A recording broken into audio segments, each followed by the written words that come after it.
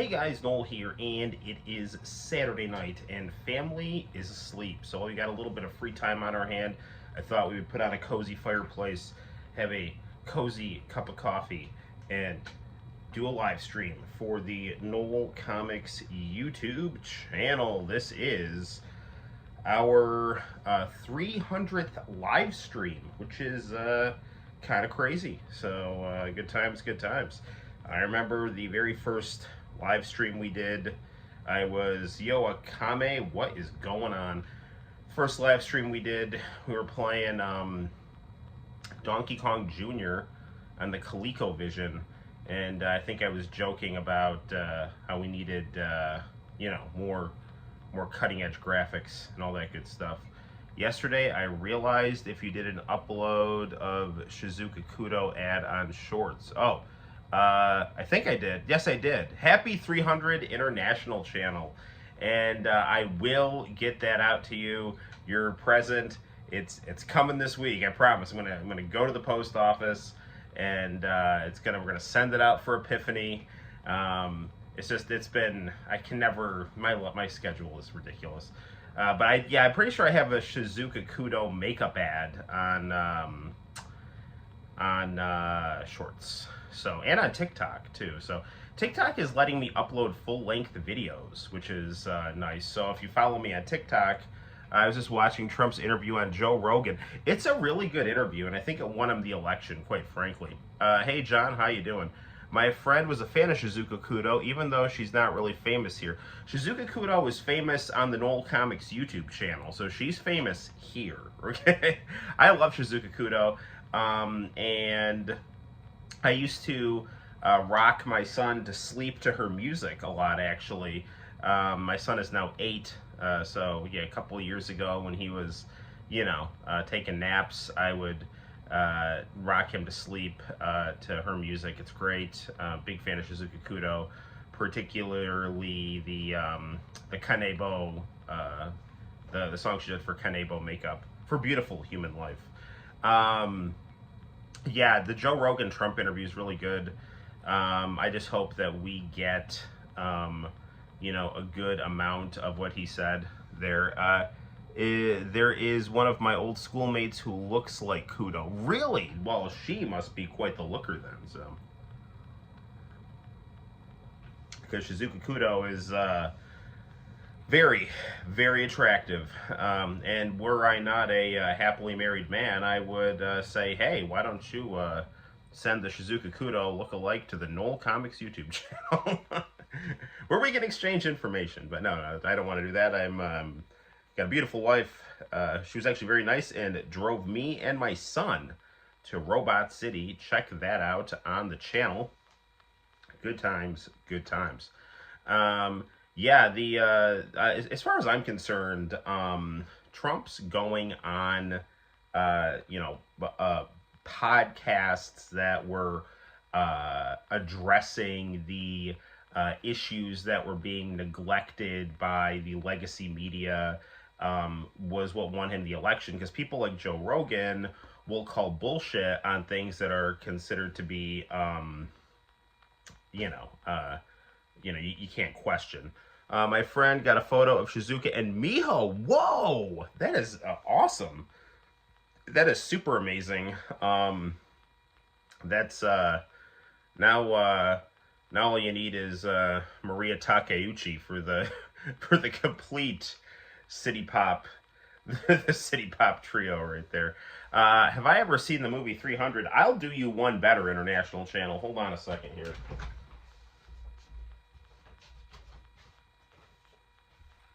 This should have been the thumbnail, actually. The 300th of our 300 live stream right here.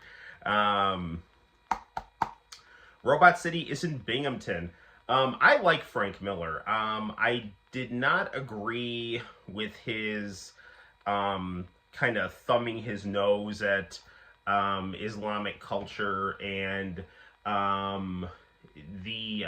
his kind of neoconservative apologia following 9/11, but I find his artwork interesting, and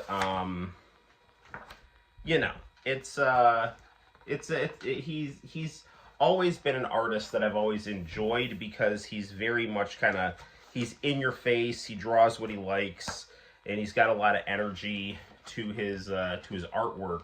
Um, but yeah, I remember I liked the movie Sin City. The picture is reversed. Damn it! Not again.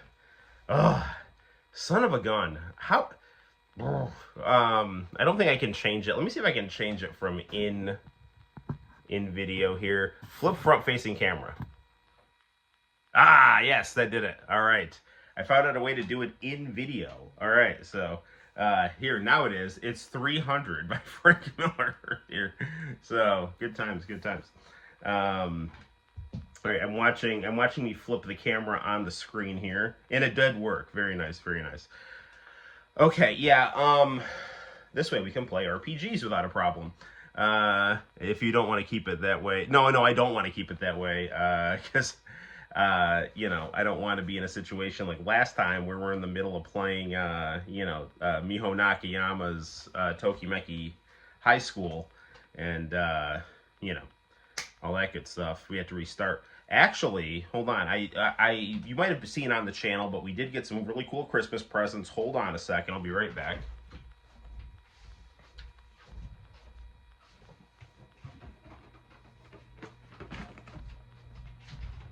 Okay.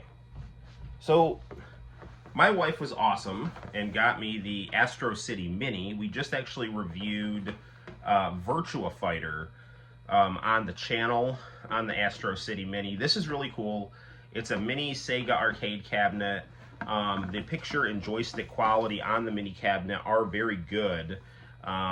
So I highly recommend it. And then also, if you have a 6-button Mega Drive controller from the Mega Drive Mini, that will work on it, in addition to the fact you can also get other 6-button Astro City controllers.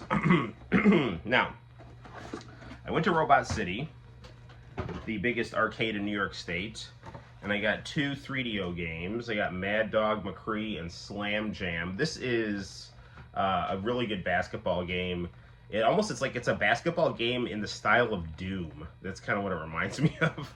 And this game is really good, except I feel like the cursor goes a lot slower with the D-pad than it would with a light gun. So I keep getting killed. And it's not input lag because I'm playing this through SCART on a PBM. So it's just, I think this would be better with a light gun. But it is a really cool FMV game, and this is a pretty good play. It's a kind of like an arcade style basketball game. And I found them in long box at Robot City. I also got Jurassic Park on the Sega CD, which is actually in my dresser drawer in the corner with all the Sega CD games. We have Dragon Quest III, which I've been messing around with, which is excellent. And this was a birthday present. We can play some of this. This is excellent. Really good arcade conversions. And I got some Doki Doki Literature Club on the PS4. So I can play this on PS4 and PS5 in addition to the Switch now. So those are just some things on hand. And then my wife was also really cool and got me a bunch of Japanese and Korean snacks. And this little coffee thing is the only thing I have left. So it's like a little coffee pixie stick you can put in your coffee, give it some buzz. So, and I got some, I just got other random stuff too, but those are just some of the things I had on hand. So good times, good times.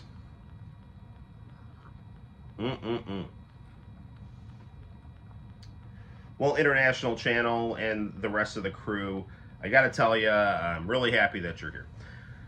I actually opened up the Final Fantasy VII action figures, and I stuck them on top of my Sharp Aquos TV, so you'll probably see those. I'm thinking, I figured out how to get into the dip switches and unlock cheats on my MAME emulator, so I'm thinking, to start off, we're going to beat WrestleMania the Arcade game, because that game is very hard, but I have a cheat on there where I can take no damage, so that might be a fun thing. The other thing that's like really weird about that game, and I don't know if you've noticed it when we have been playing it, is that the volume is like super low, and I had to actually Google it. You have to actually go into the dip switch menu and manually turn up the volume, because the actual arcade cabinet itself came with its volume way down, probably because they figured it would be in an arcade and there'd be lots of noise and all that good stuff. One of those streams, do you think I could hang out while doing them? Well, it would all depend on the time of the day, John. Certainly not right now. So it's almost midnight, and my family is asleep. I'm loud enough as it is, so. Yeah, never say never, buddy. And I love you stopping by the streams. I appreciate all your friendship and support. And right on, right on. Cheers to you, my friend. In retro gaming news, we finally have a good 3D Sonic on 32-bit hardware. And I was trying to download the ROM before the stream, but I don't have a good laptop. My laptop is absolute dog shit. I have the Chromebook here. The Chromebook is okay. It's for my work, but there's no SD card slot. So what I was hoping to do, there's this thing, I think it's called Sonic Robo Blast, and they actually have a demo of it for the 32X, and it's basically Sonic running on a Doom engine, which was the original plan for Sonic Mars, the 32X version of Sonic Extreme. And it looks fantastic. So it just goes to show you that with the right people and the right technology, you could have gotten a really good Sonic running on 32-bit hardware.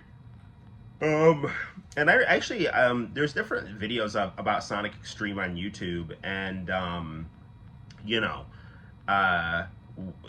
one of the videos was talking about how they had been toying with the idea of like a Doom-style Sonic game, but they were really wanting, I think, to do more kind of polygonal experimentation, trying to do like a Virtua Fighter, Mario 64 type Sonic, and they just didn't have the programming skills to do it.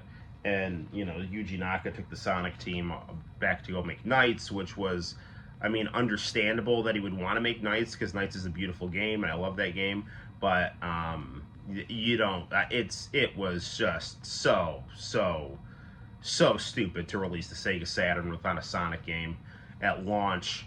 And I understand that Sonic's not as popular in Japan, and Sega of Japan was taking more of an active role because Tom Kalinske wasn't trimming the fat the way that they wanted him to. Because I guess Sega of America's budget was kind of out of control, and I mean, a lot of their profit was getting just totally eaten away, because they'd sell a lot of consoles, but they'd have to like sell them in bulk to stores and then buy back the unsold stuff from the stores. And so when they'd have to buy back things from the stores, that really ate into their profits. And Sega of Japan said, hey man, you gotta streamline, you gotta lay some people off. And I guess it's nice that Tom Kalinske didn't want to lay people off, but he was being insubordinate, and so they're like, yeah dude, you gotta go, and we're gonna like kind of take more control over things. And from their point of view, they're like, oh well, Sonic's more popular in America, let the Americans make Sonic. And it's like, yeah, but they have to know how to make Sonic, and it's like, it's just. And then the other thing that was like really fucking stupid was that Bug, there's a great video from this guy named Pandemonium. He does Sega Saturn videos. He's got one of the coolest opening jingles on YouTube. It's like, Pandemonium, Pandemonium. Bug was originally supposed to be a Sonic the Hedgehog game on the Sega Saturn that was going to be done by a Western studio, and Sega's like, no, we don't want them doing Sonic. And it's like, well, then you do Sonic. Like, you can't, like, what is this, But speaking of Sonic, by the way, I saw Sonic 3, and it's just amazing. It's just really, really, really, really good. Hang on a second. I liked it so much, I drew a picture with Santino, because they had like a coloring contest, and originally I was going to enter it. And then I realized it was a contest for children. Homer, this was a contest for children. Yeah, and Homer beat their brains out. Hang on a second, I'll show you my picture. Hold on.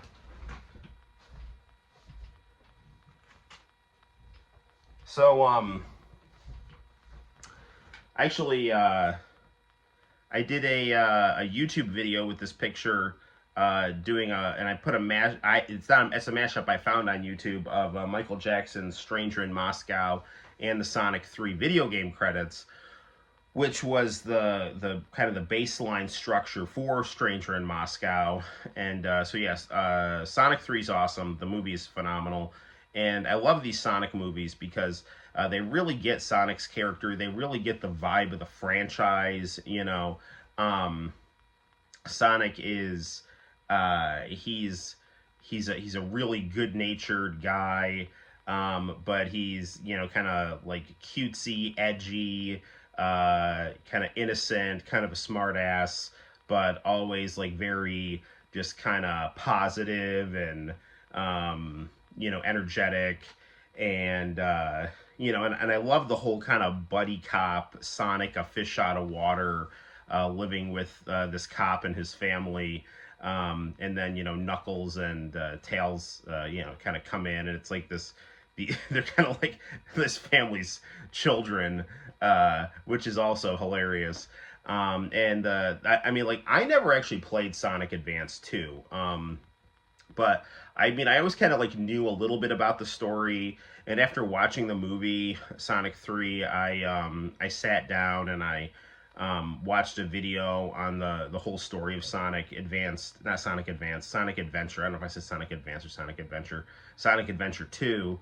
I thought the movie did a better job than the game of telling the story with Shadow.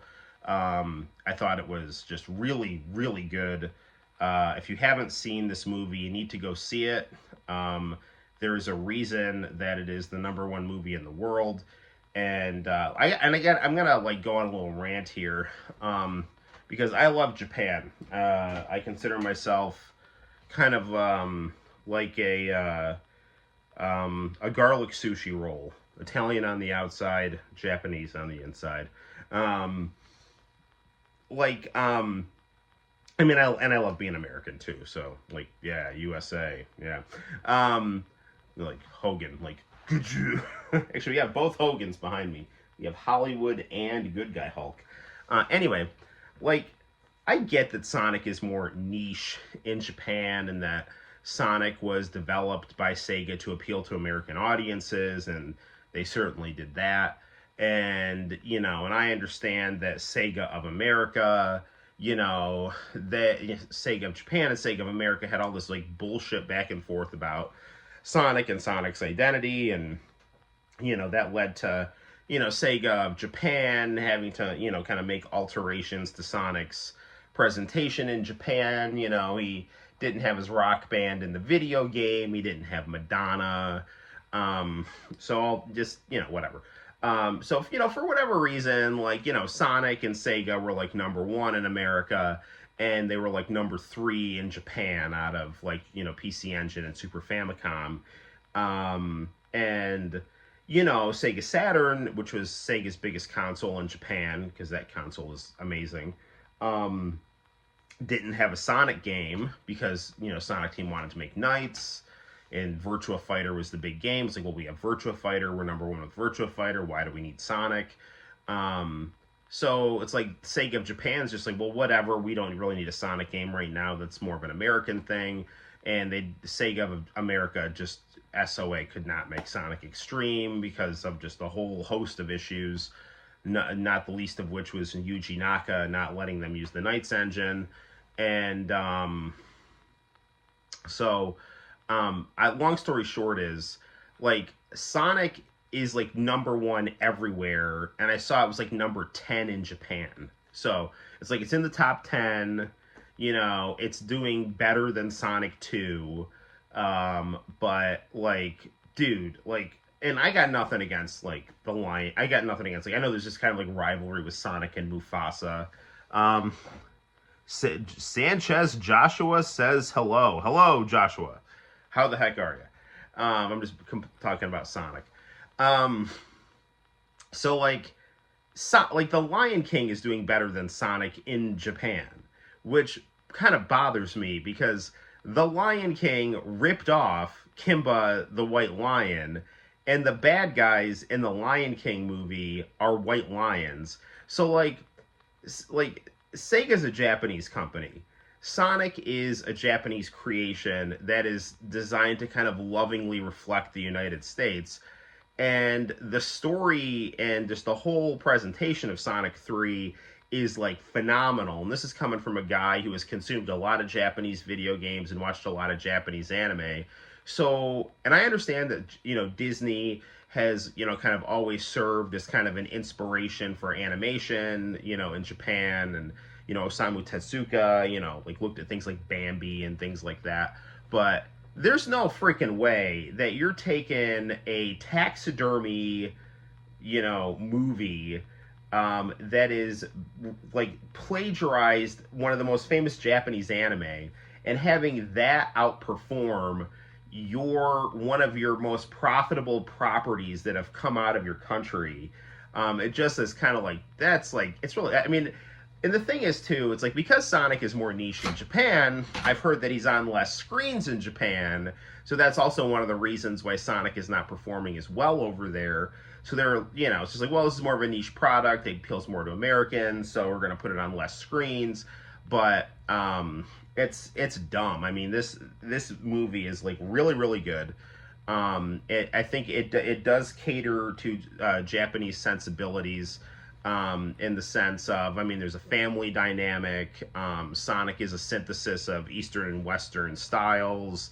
And it's just a good story based off of a Dreamcast game that actually tells the story of the Dreamcast game even better. So, I would like that movie to be doing better in Japan than it is. But the important thing is that it's like number one all over the place. I mean, it's like made Sega just ungodly amounts of money.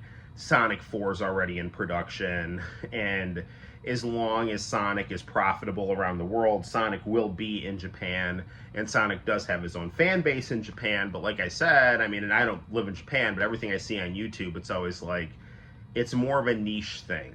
It's like, it's there's people that like it, but you gotta look for it, as opposed to like, here in America, like I went to Walmart today, and it's awesome. I mean, you can find a lot of good Sonic toys in the toy aisle,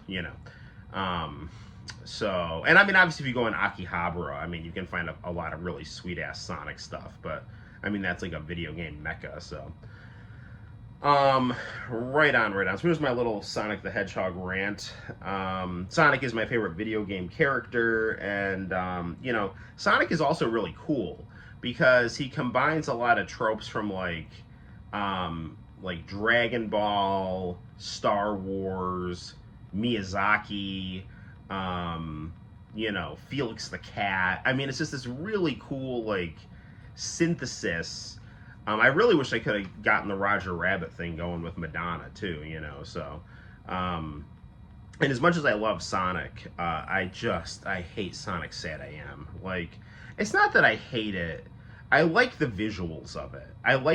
Except for I don't like Eggman. I don't like how he looks, and I don't like the weird Robotnik in that. I mean, I wouldn't really care if they didn't make him act so off character.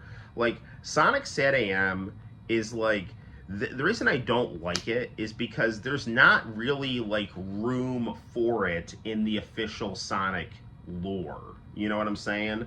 Like, it's so tonally off. Like, the Adventures of Sonic the Hedgehog is like awesome.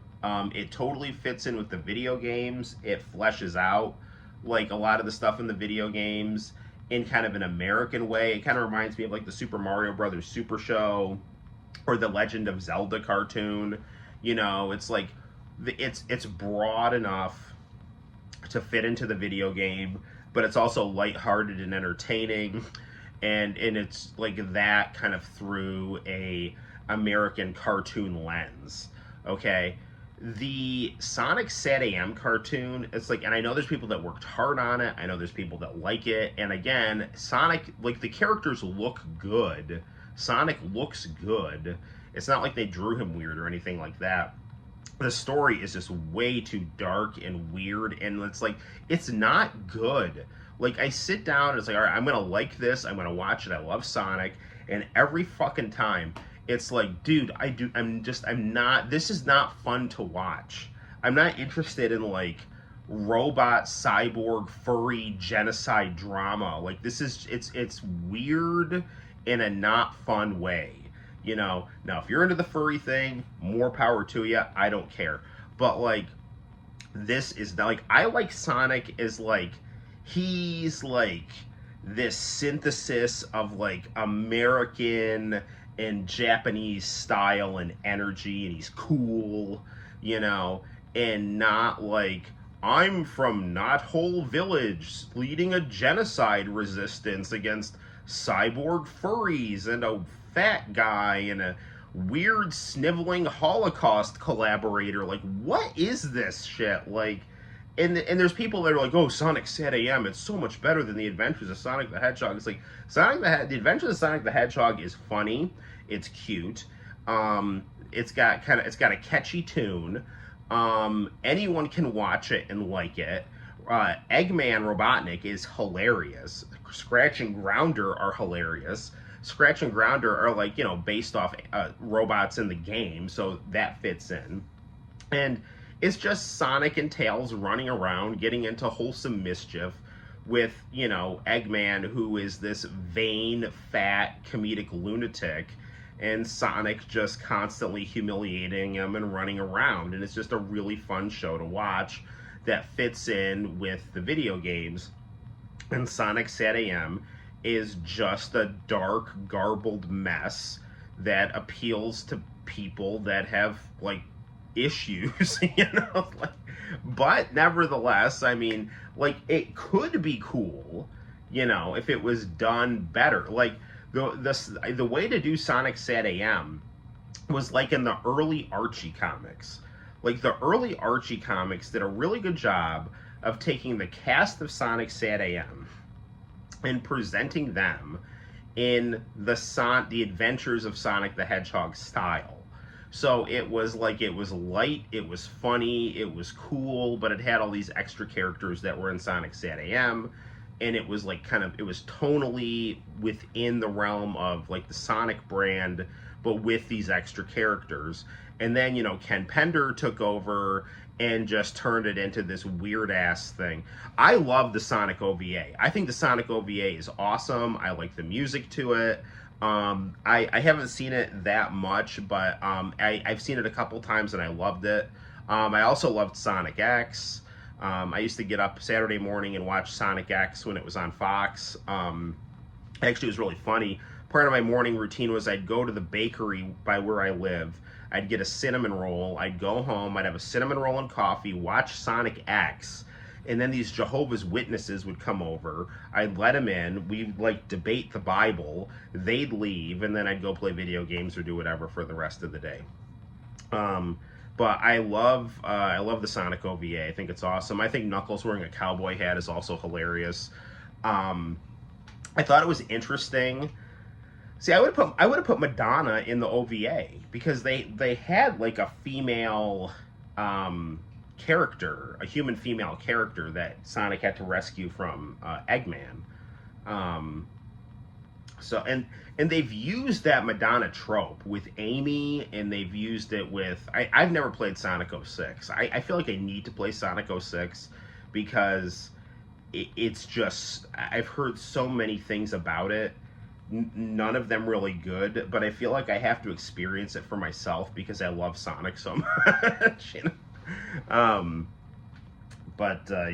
but no, I love the OVA. I love Sonic X. So yeah, and I love that Hinorobu Kagayama did the opening to Sonic X. I mean, Sonic X was a was cartoon. It was that like the vibe of Sonic X and the vibe of the movie Sonic and the vibe of the Adventures of Sonic the Hedgehog, I think all fit really well within like the Sonic brand. You know what's like a good serious Sonic story is Sonic's Japanese origin story, and we've talked about this, and we're going to talk about it again because I love it, right? And this was such a beautiful story that was designed.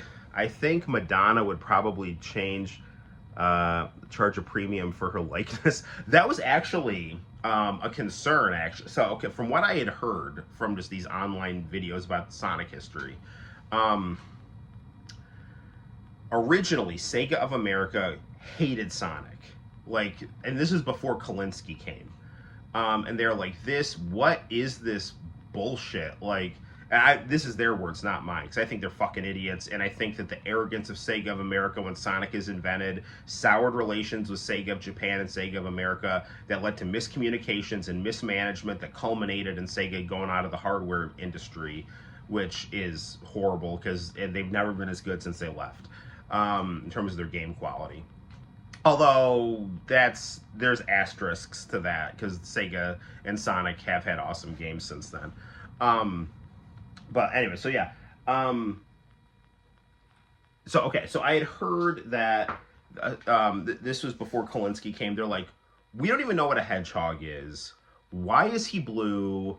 Why does he have a girlfriend named Madonna? Madonna's going to sue us, so get this out of here, and they're like, the only way that we're going to do this is if we can totally reskin it and so, and the thing that's so galling, I'm sure, to Sonic's Japanese creators is like, they put a lot of work into this.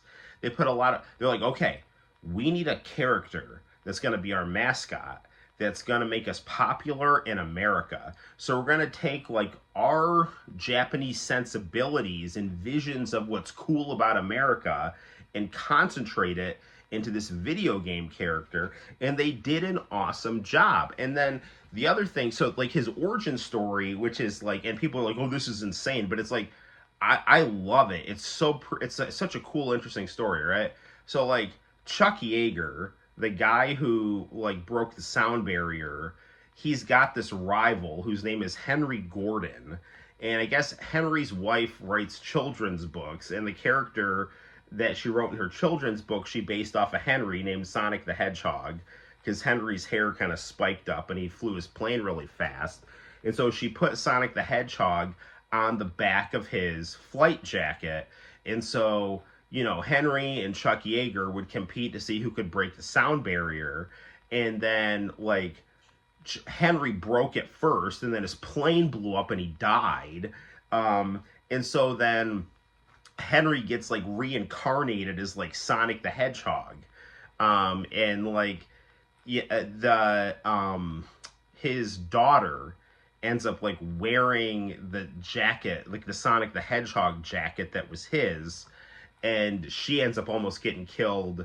She's like a photographer filming like a plane show where they're doing like loops and things like that, and one of the planes explodes or catches on fire or something, and she's gonna die.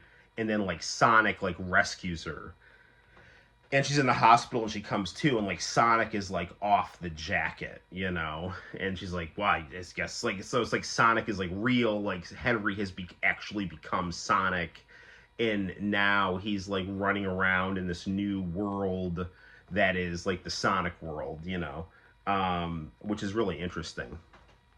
Do you still have that Goku figure I gave you, Kendrin? Yes, I do. I don't have it out right now, but I do have it. It's awesome, and it is still in good shape. So that is very cool. I love that Goku figure. I've kind of gotten to the point where I've got to like rotate the figures, so right now he's not out.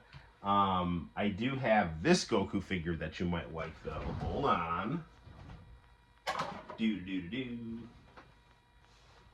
This Goku figure is very cool, and it's got this like ramen topper that I've got sitting next to him too. So he's got his own girlfriend there. I have this on top of my my Nintendo Wii. So, but I will. I'll put Ultra Instinct Goku back out. One of the reasons I took him down is because Serafina would like grab him. and then like his like top would pop off kind of thing, because like they're in like two pieces. But yeah, no, but I still got him, and he's awesome, and that's was one of the coolest presents I ever got from a student, if not the coolest. I got that at GameStop. I get all my anime statues either from GameStop or Area 51. Although, I got a really cool one. Speaking of Sega, I got this really cool Axel from Streets of Rage at Walmart. So I went shopping there and I saw that and I was like, that is really, really cool. There's my Crash Bandicoot holding my Game & Watch by Trunks and Sonic and my Neo Geo Mini. Here's the Astro City Mini. This is really cool. We'll play this tonight. So, yeah, good stuff, good stuff. Anywho, so yeah. But hopefully Sonic continues to... The Sonic 3 movie continues to perform well all over the world. I actually want to see it again. Santino and I saw it, and it was, like, really good. And it's, like, one of those things, like, I saw the Gohan movie twice. Not Battle of Gods, superhero. And I actually have the poster to it right there. So I would love to see Sonic 3 again. It was that good. And hopefully, it continues to get a little more traction in Japan. They'll realize, like, hey, we're kind of missing out here. But I mean, it's in the top 10. It's fine. And actually, you can go on YouTube and watch, like, Japanese, like the Japanese trailer and things like that. And everyone in the comment section is saying how good it is and how they like it. So it's definitely got it's people who appreciate it over there. But yeah, so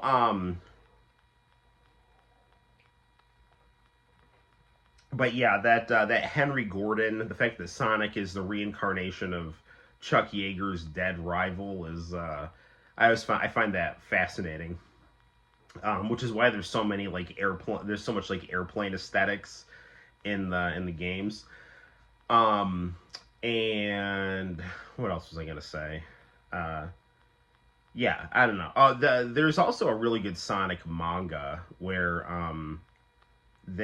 Sonic is a nerdy hedgehog named Nicky, and he like blacks out and turns into Sonic and wakes up and doesn't realize that he blacked out and turned into Sonic. That's really good. That needs to get... I wish that would get translated into English, because Sonic is more niche in Japan, it's a Japanese manga, like, that seems to be harder to find. I think there's some lost issues of it. Nobody knows where the hell it is, But, like, literally everything I've seen of that manga is totally awesome. Wow, we have rambled on for 40 minutes without playing any video games. That is, we need to play some video games. Okay, well, let's start off with some not Royal Rumble, WrestleMania. We're going to play WrestleMania, the arcade game, on MAME. All right, we're going to play it on the Super Console X. And then we've got a whole bunch of other stuff. We'll see what we get to tonight. Let's get to it. All right. Do.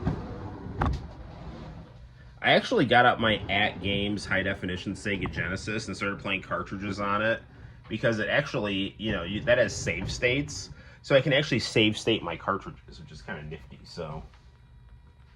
Alright, how do we want to do this here? I need to try to angle this phone so it doesn't fall, but gets the whole screen here. Alright. I was actually, the other night I was playing DJ Boy, so, speaking of Japanese Sega stuff.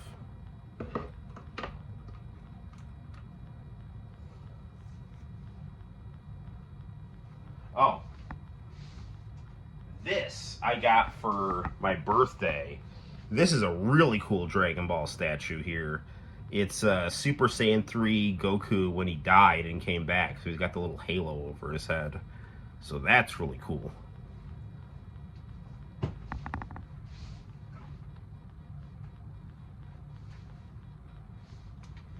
And also, speaking of Sonic, I have this cool Sonic in a light-up ring. So I always like the classic Sonic design.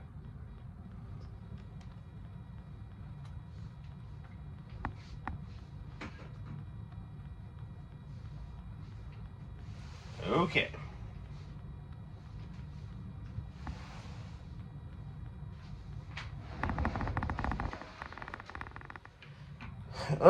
Okay. Let me get my controller here.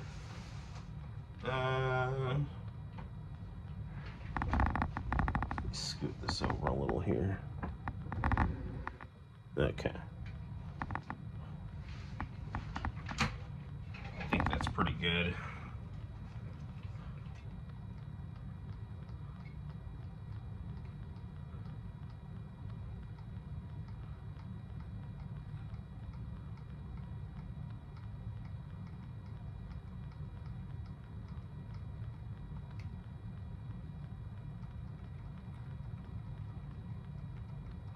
Kaiser Knuckle.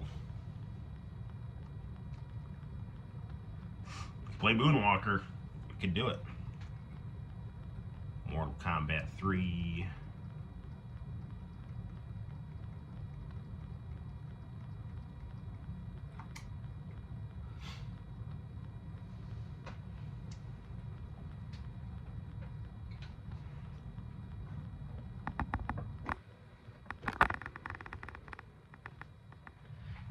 There. I'm gonna make sure I got my remote here because I don't want my family to wake up here. So I turned the volume way up on this because it was so low.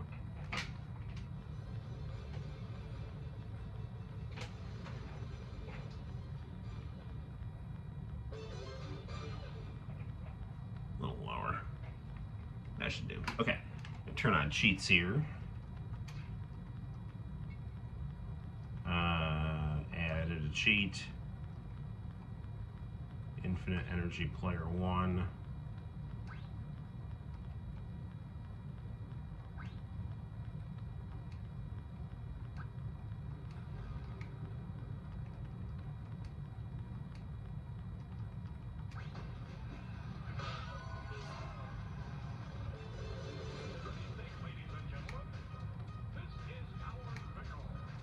Let's be Shawn Michaels.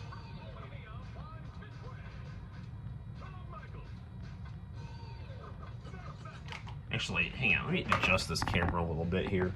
Sorry. Maybe, how do I want to do this here? I guess that's okay. I guess you can see that all right. All right.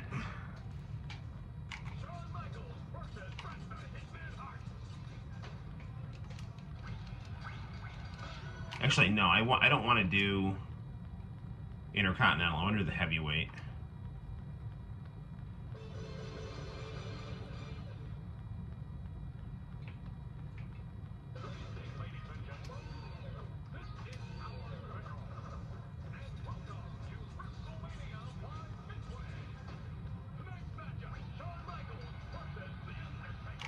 Darn it, I'm sorry guys, I'm looking at the camera and it's like we're not getting enough of the screen here, so maybe, hi, alright, let's try to lower this here. Hang on, sorry, I know this is like disorienting. I need to get another camera stand, but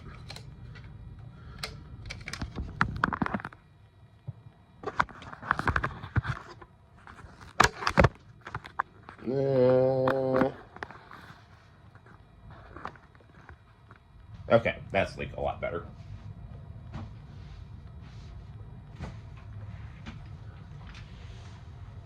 I think. That's got like the whole screen on it now. Alright. I think that'll do.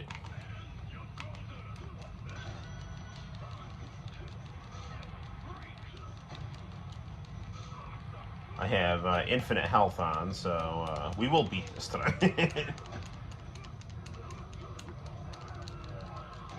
me alone.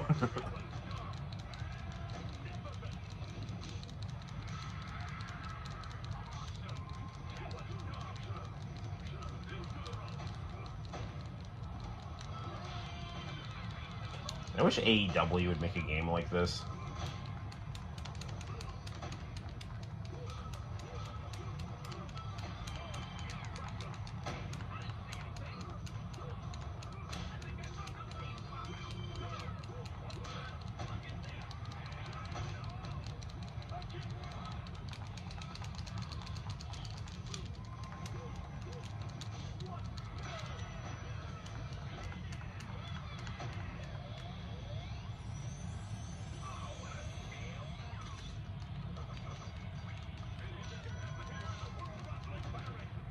Ooh, ooh.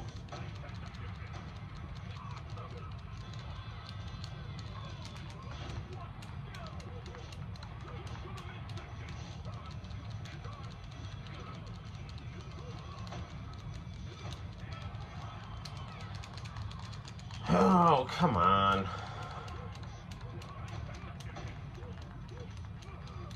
We got that typical midway cheap bullshit here.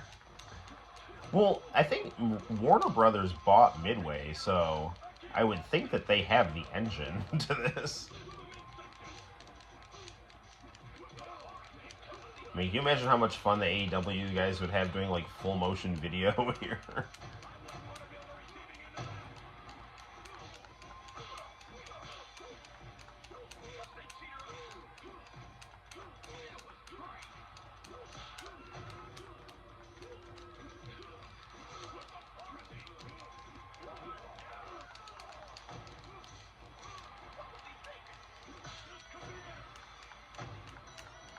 Ooh, got up.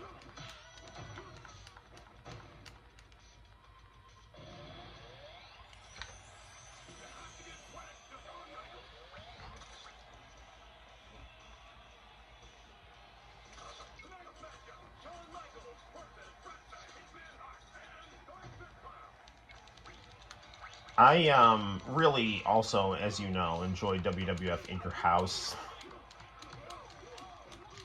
Had that on the Saturn. That was a great game.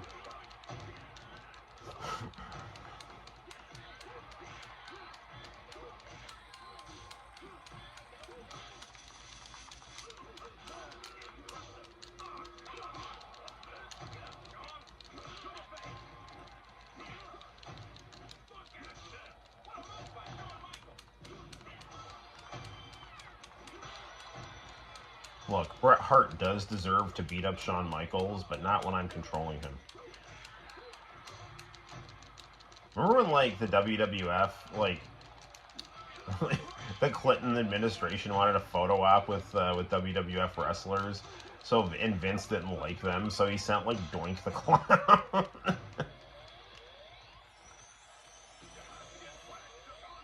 Like, can we have Lex Luger and Bret Hart? You get Doink. Nothing wrong with Doink, though.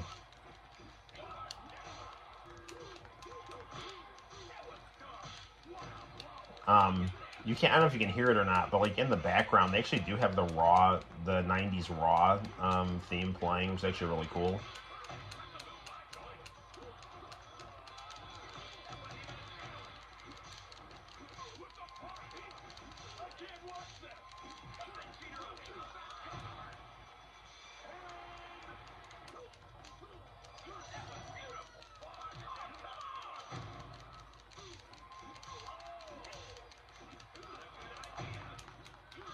Now, one of the reasons I want to beat the arcade version of this is because there's supposedly character endings, and Justin Wang did a really good video discussing all the character endings, which sound hilarious.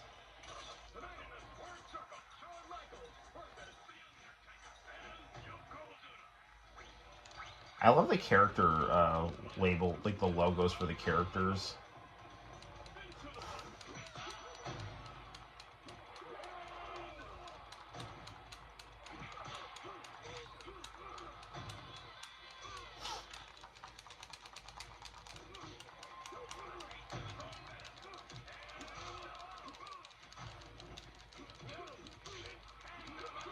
I remember when Yokozuna teamed up with Owen Hart. That was really cool.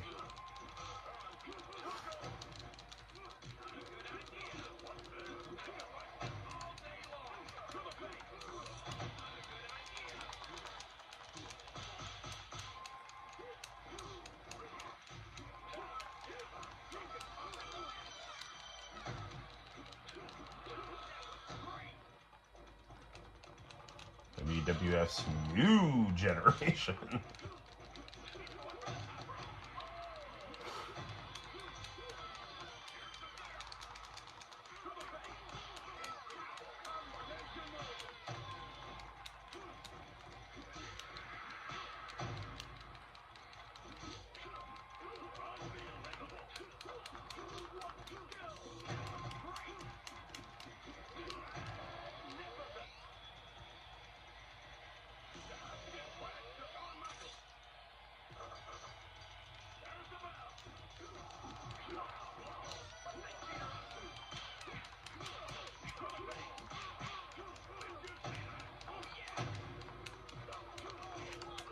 You know what else is crazy? This game is set on, like, the easiest setting, too. This game is just, like... These, like, 90s midway games are just such bullshit.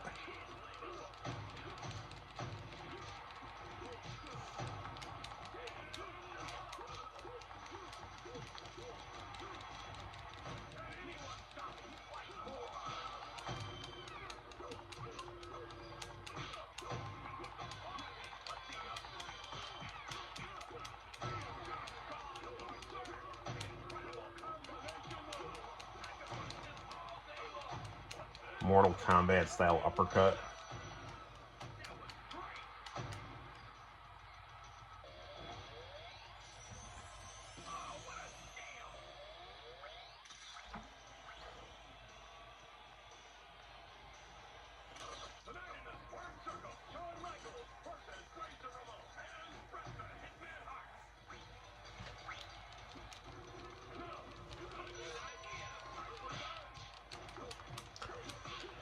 I just remember my friend, I think it was like some rumor my friend saw on the internet that on the PlayStation version of In Your House, they had like fake Diesel and Razor as characters, and so I really wanted that version, and like that version is so much worse than the Sega Saturn version. And not only that, is that like, it's just like, it doesn't, there's not more, it's just the Saturn version is like just a superior version on like every level here. The only thing the PlayStation version has going for it is the graphics are a little more crisp, but not that much.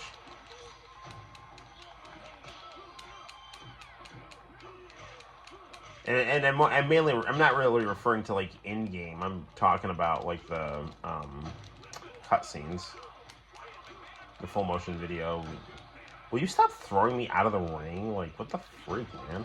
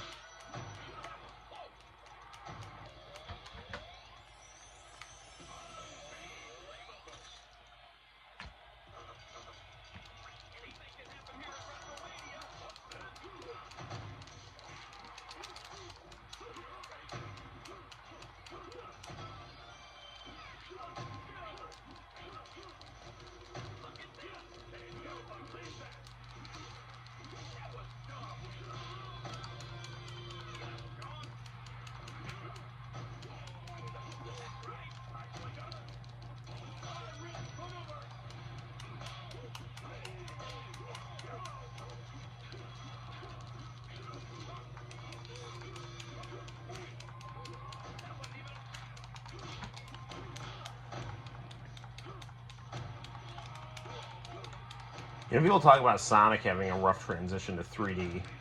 Damn it.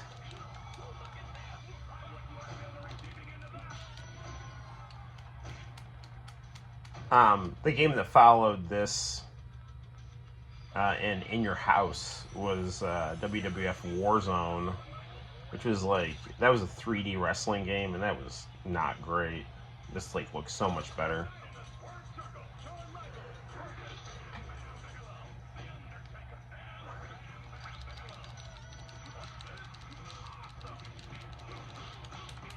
And they're really making you earn those endings.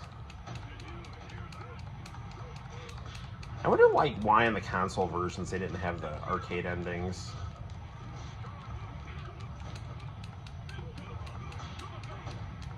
Because I have this on PlayStation, and there's no ending. It just has like you, like the fireworks saying you're the WWF champion.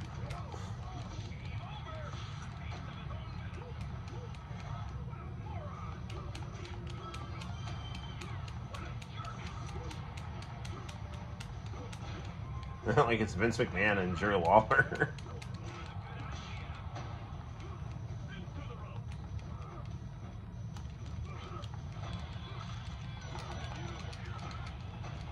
Well, he's beating him up for Chris Candido, apparently.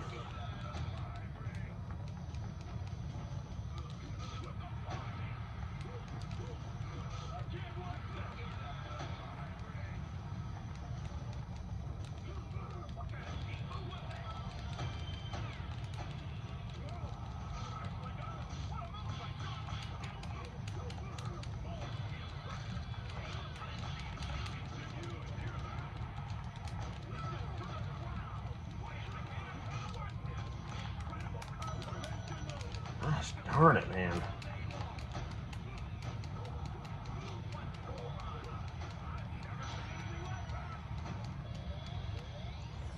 Well, that was quite the ordeal.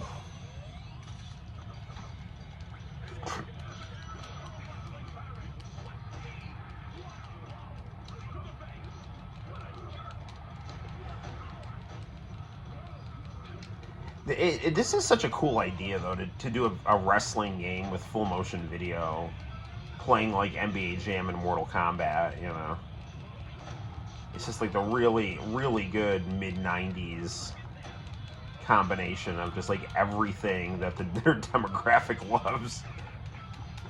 Mortal Kombat, NBA Jam, and pro wrestling. Let's synthesize them all.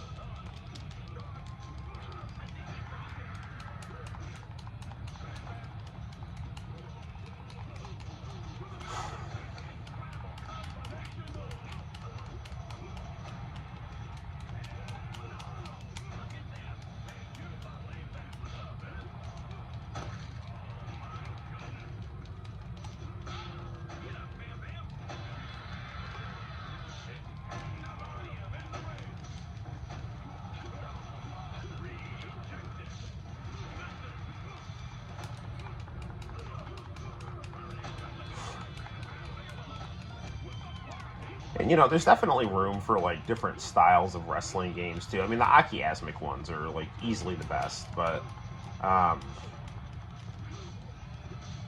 not every wrestling game has to be, like, a simulation or something like that. Like, this is a good...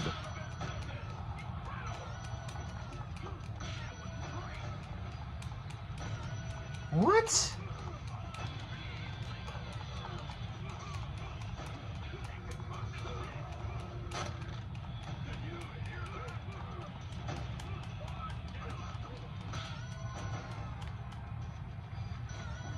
What? It's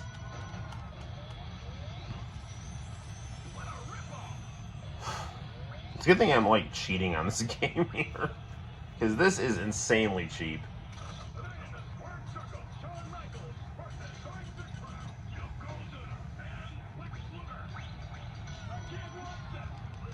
It's like Lex and Yokozuna put their differences aside.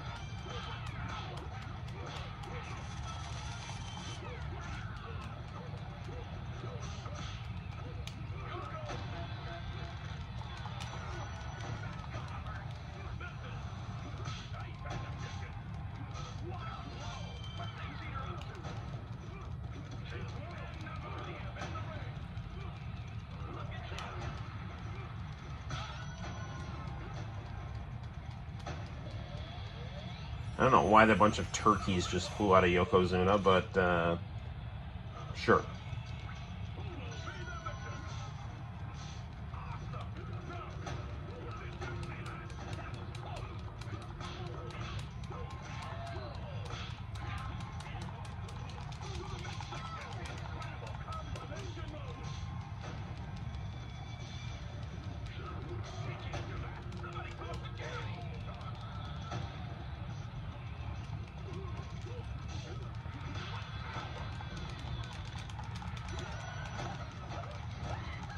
You know, I mean, I've said it before and I'll say it again. Digitized graphics are, you know, sadly a lost aesthetic and lost art form. You know, increasingly when it comes to video games, because this game looks just great and it controls well too. I mean, the AI is just ridiculously cheap, but because I have infinite health on, it's not annoying. So if I didn't have infinite health on, I would be extremely annoyed.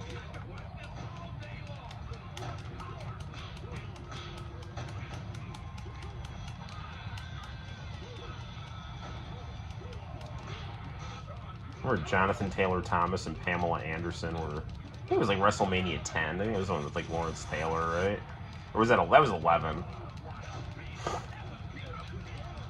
Just remember Jonathan Taylor Thomas on WWF Superstars, like saying how he was looking forward to the match with the Allied Powers, British Bulldog, and Lex Luger.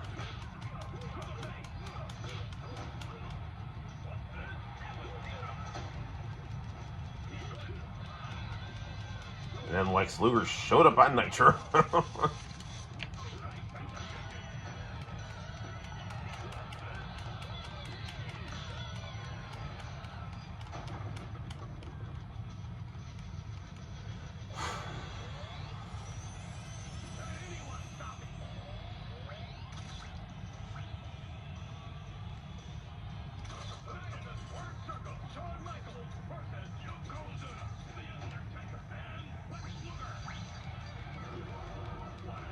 There is the WrestleMania Challenge.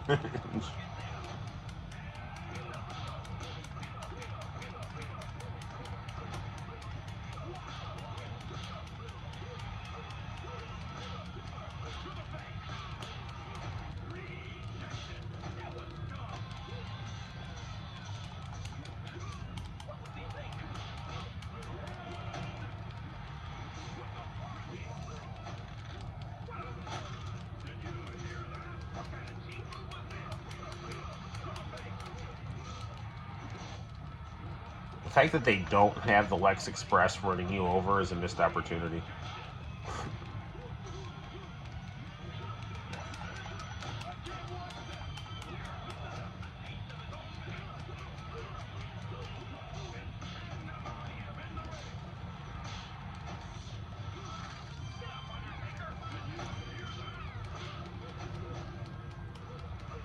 It is really weird that they didn't have Diesel in this game, and I think Diesel was the champ when this game was out. I don't know what the hell the deal with that was.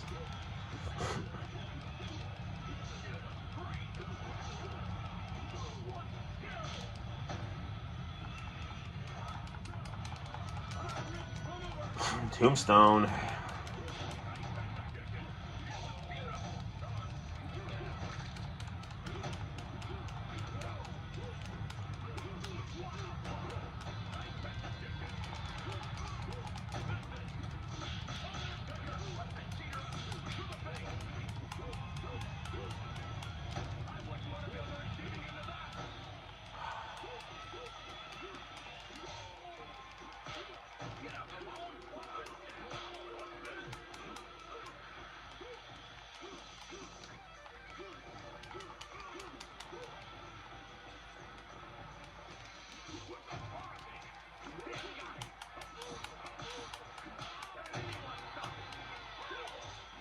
Razor Ramon, that it's like Sawada from Street Fighter the movie.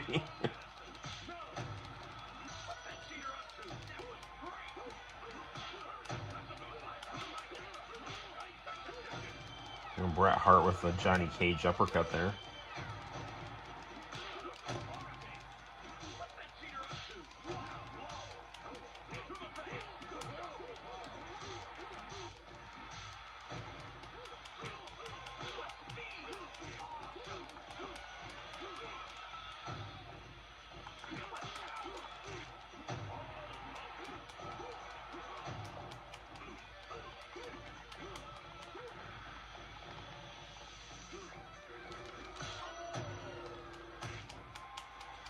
That's it. See what happens here.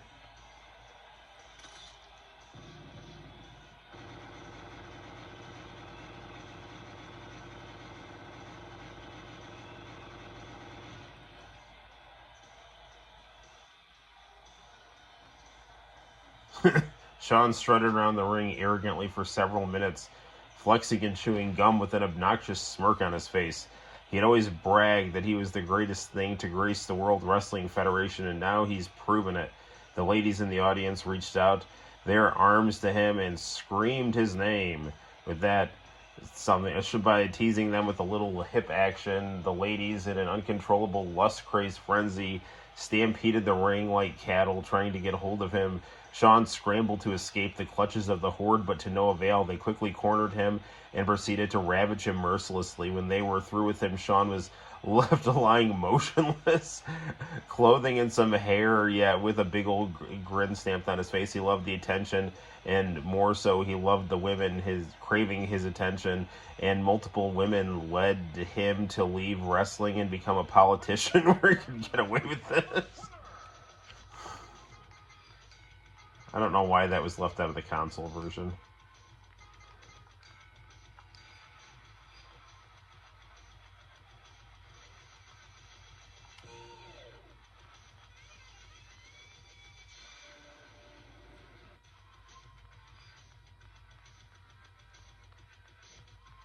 Ooh, credits.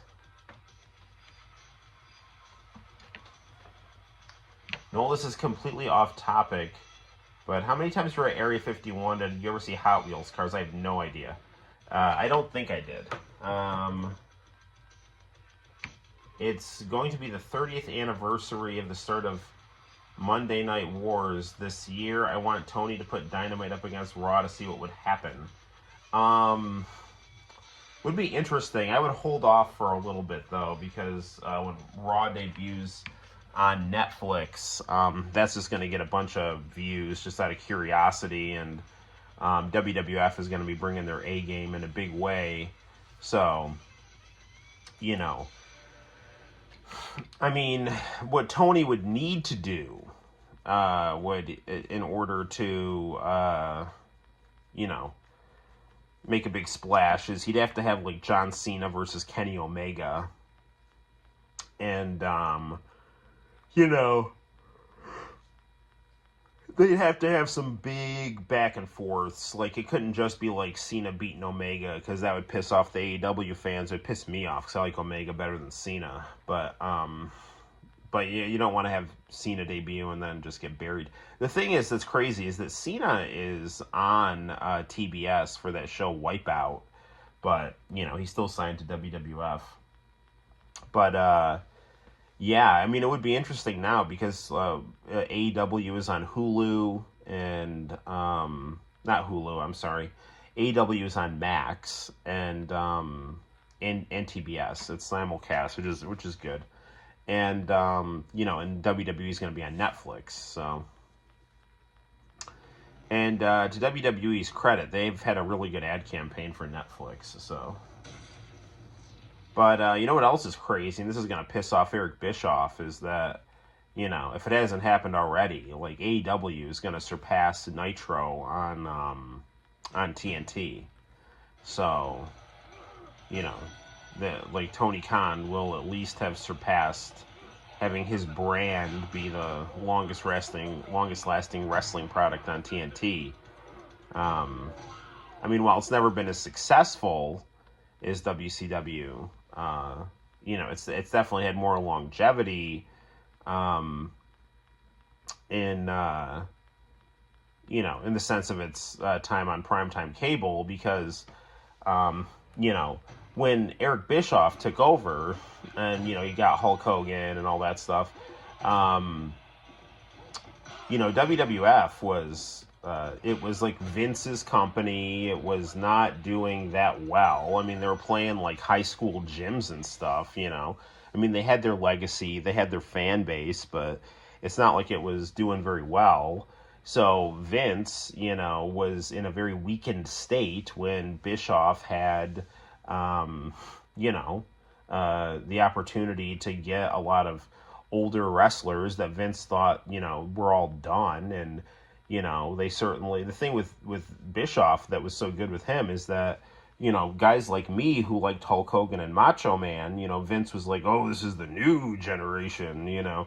And it's like, well, that's nice, but I like the old generation better, so, Bischoff showed the old generation, and then you had, you kind of took your pick, and I mean, both were good. I liked them both a lot, but, yeah, I mean, he had Vince on the ropes, and he basically just, Hulk Hogan, he made Nitro great, but, Bischoff refused to say no to him, and, and the storyline stagnated, and, that let, and then Vince Russo became Vince McMahon's muse, and, WWF started having really good writing and really outrageous things happening, and once people realized that the story structure and the plot was never going to change on Nitro, people started turning the channel, and Bischoff had all these mid-card guys that he refused to let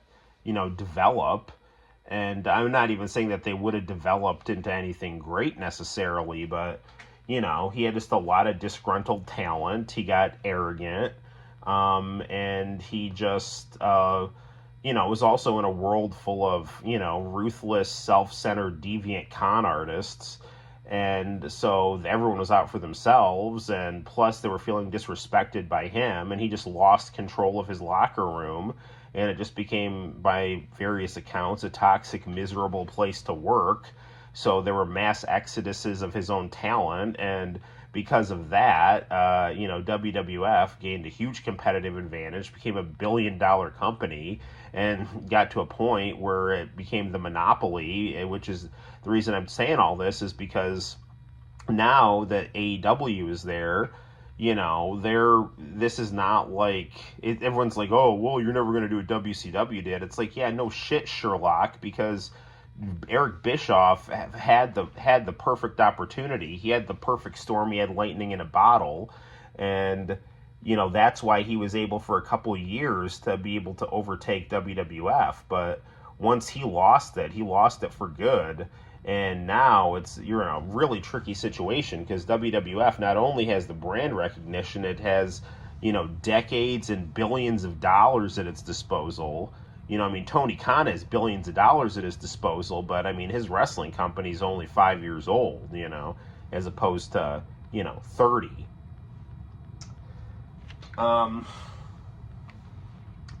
Tony Khan should ride a motorcycle and wear a crown and see what happens. He should. He really should. These guys that are on camera here, they're interesting looking. All right, what should we play next here?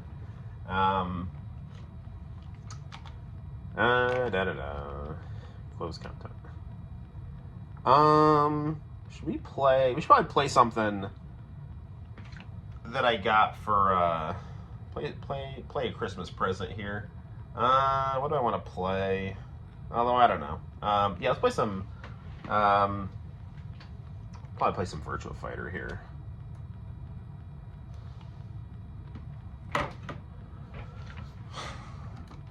Play some Astro City MIDI. All right.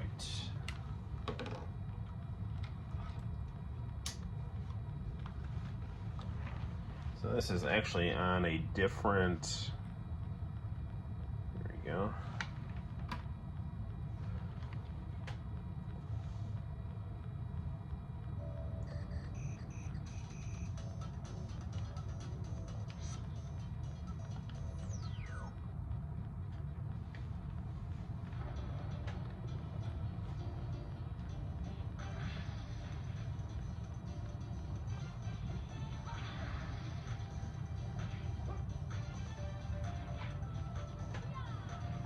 Now apparently this is hackable, so I should I don't know, I should look into it. I don't want to risk bricking it, but it would be interesting to really load this thing up.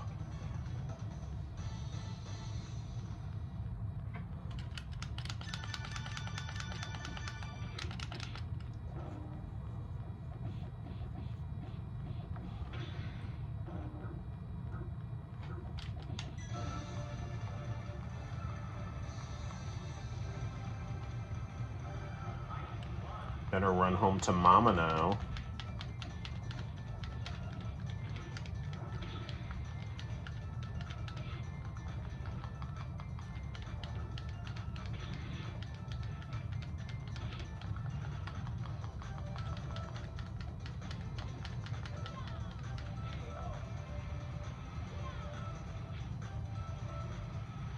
Yahoo!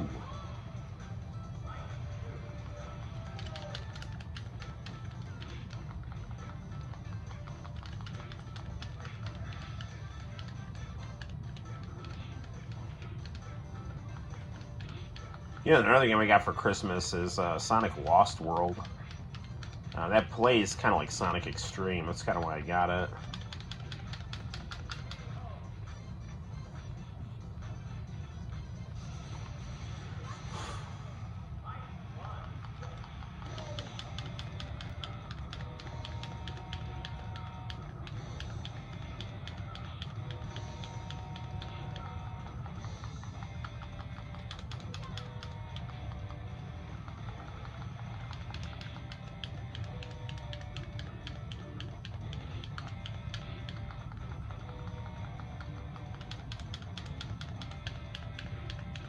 Darn it.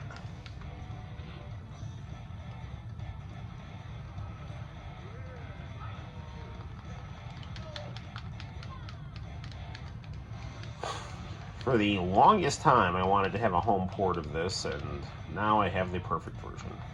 Well, now...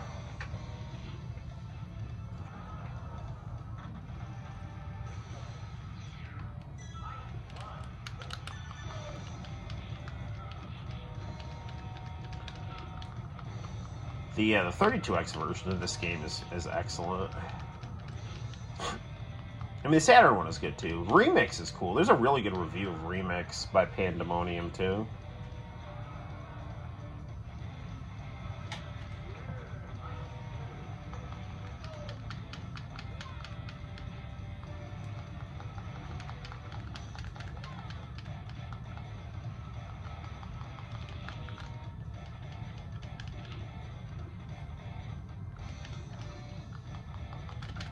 No, no! Damn it!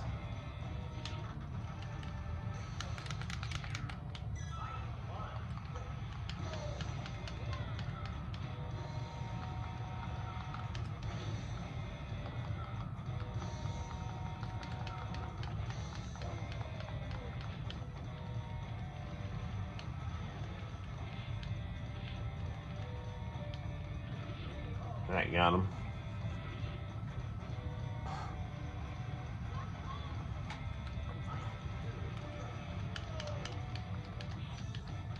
These floaty air physics here.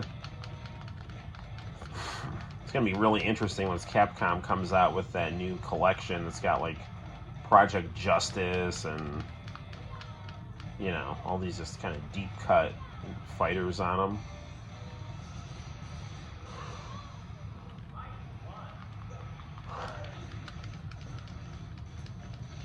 All right. Sarah and mom jeans and a black bra. Nothing like that. Ooh, and they're ripped too.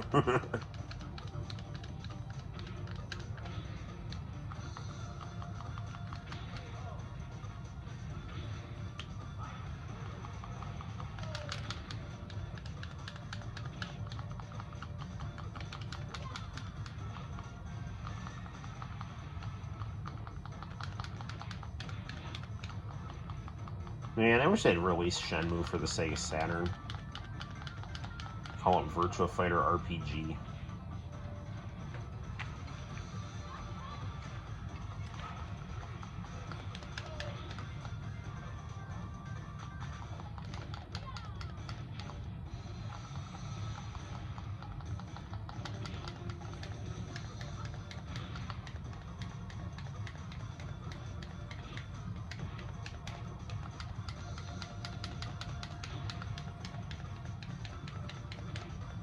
Yes, got her.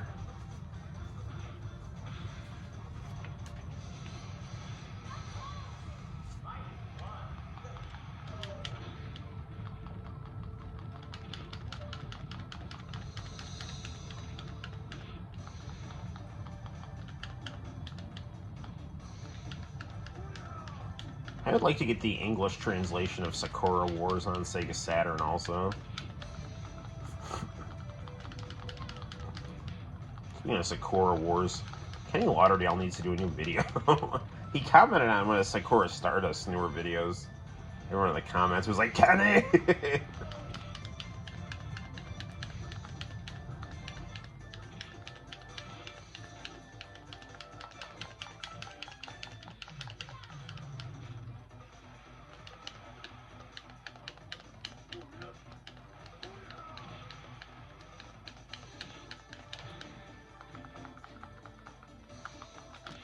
Ah, man. Get down.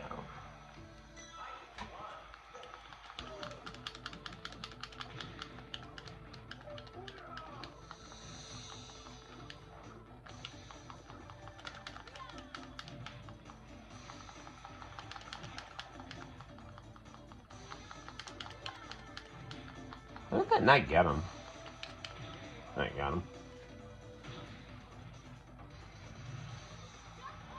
Yahoo!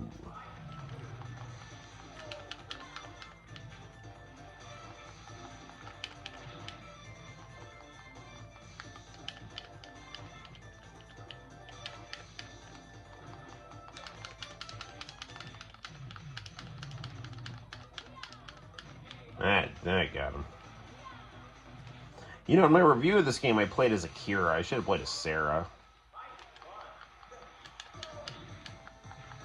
Played as Akira, because Akira has that, like, short elbow, but I'm just much better with Sarah.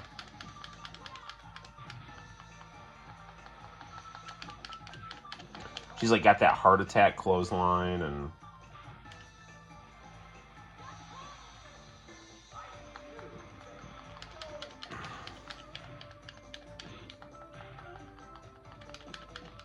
Oh, you know what else I got? I got, like, Reggie Jackson Baseball on the Sega Master System. It's like Tommy Lasorda Baseball, but with Reggie Jackson. I don't know why, but it is what it is. It's good, though. Oh, don't fall, don't fall. No, no, no, no, no, no, no, no, no. Move, move, move, move, move. Ah, damn it.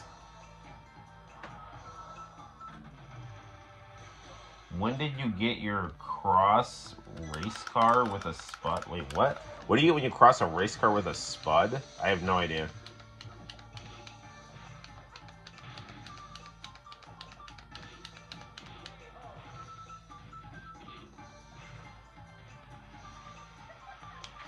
Hai-chan is always super annoying.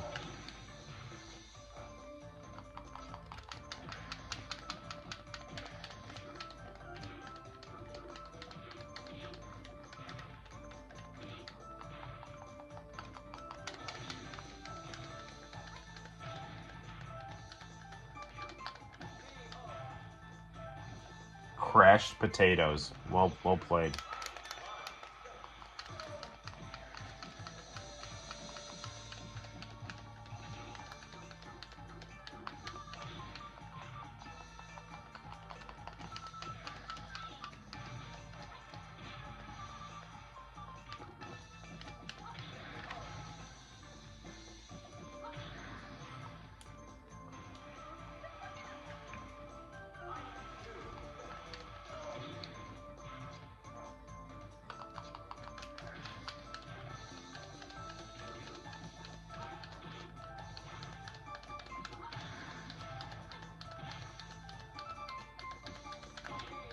Oh, there's always a difficulty spike with Hai-chan that makes her super annoying. I couldn't resist. Well played, my friend.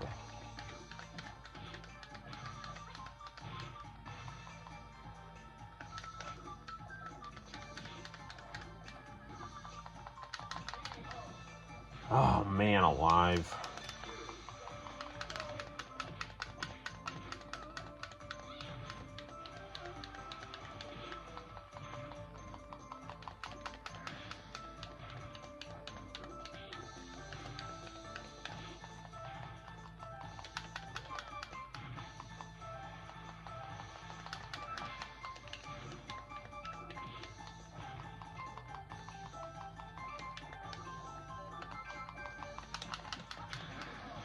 Oh, dude.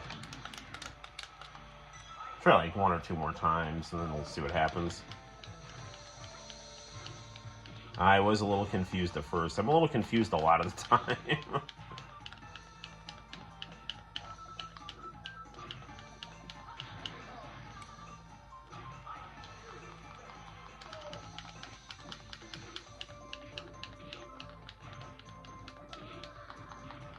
I'm a lot confused.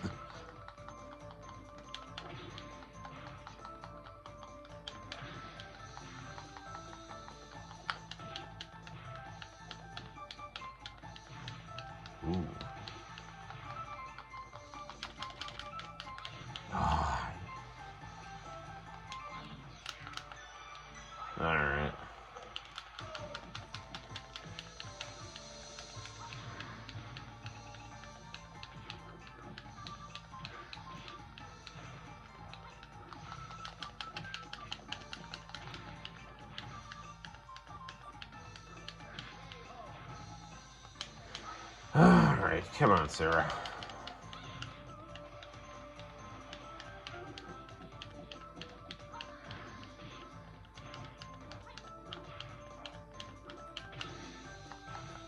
Ah, take that.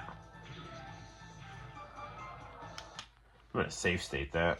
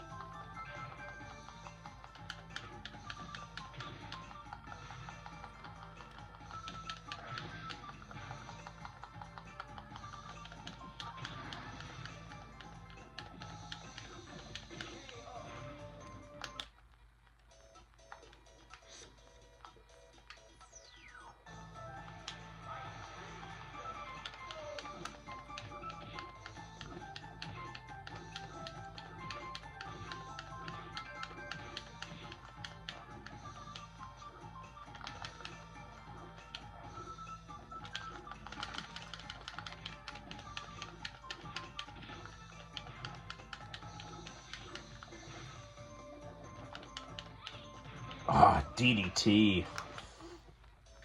I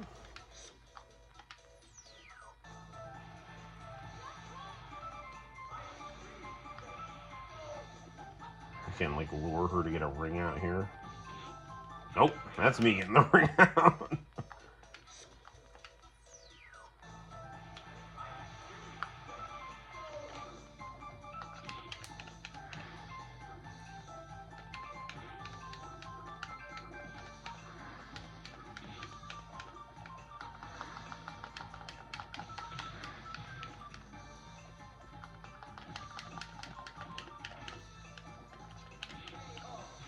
Oh, man, she's such a pain.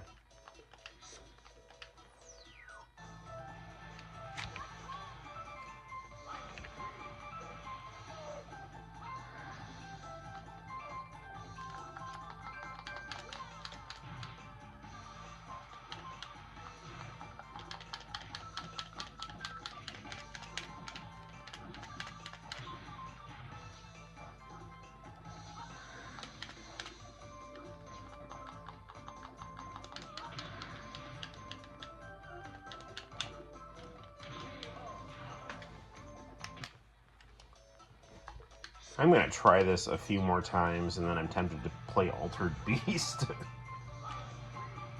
Rise from your graves.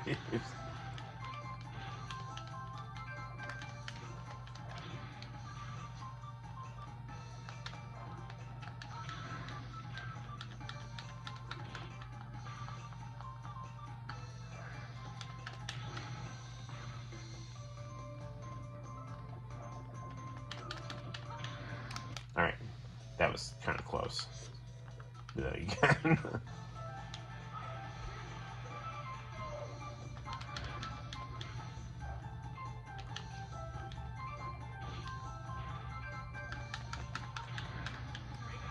That was not close.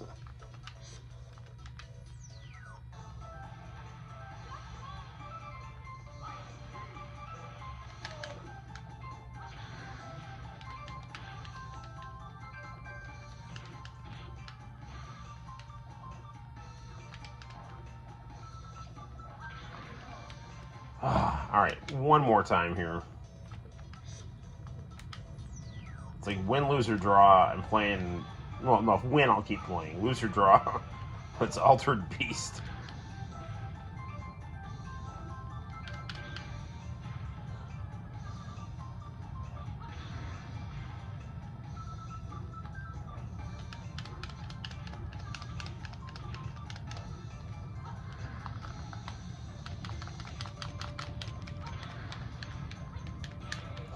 Alright, screw it, we're playing Altered Beast. Although, I've never tried Arabian Fight here. Let's try this here. Although I do want to play Altered Beast, but this looks very weird.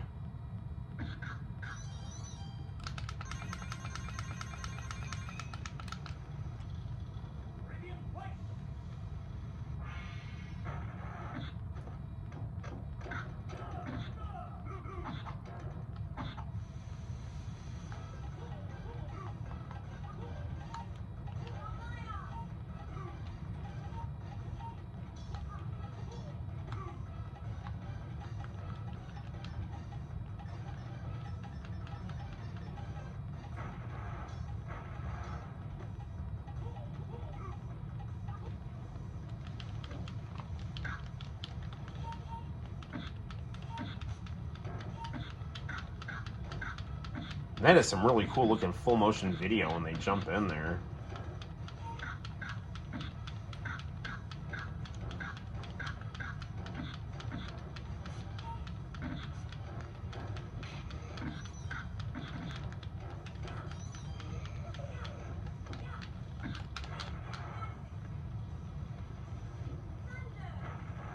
Whoa, that is really cool.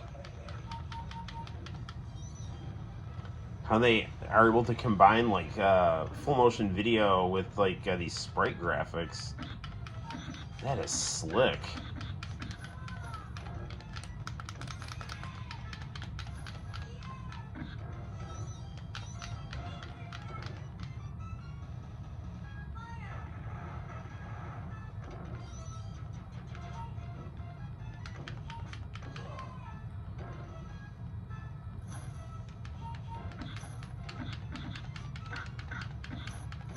This game would have been great on the Saturn. I wonder if this got a Saturn port.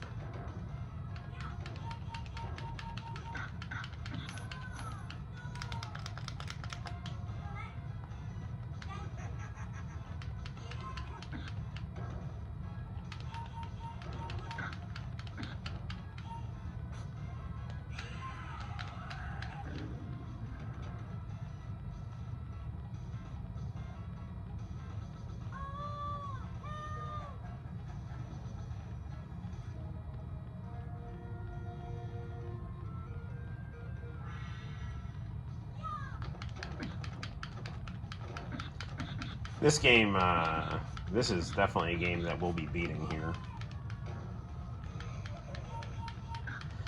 This Ramia here, she looks like one of the girls from Dragon Quest IV.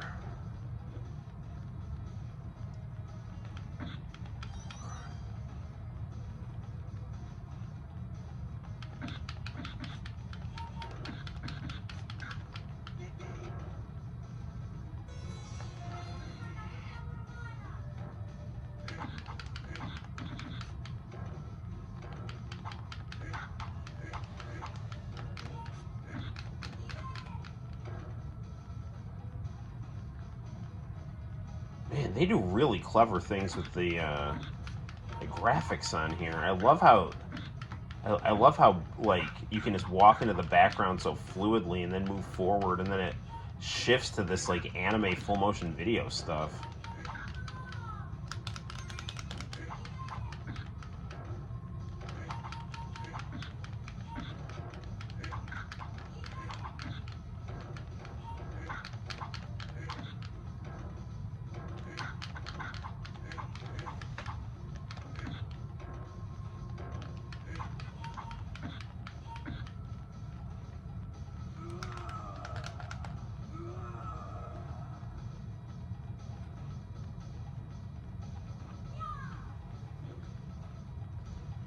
See what we got here.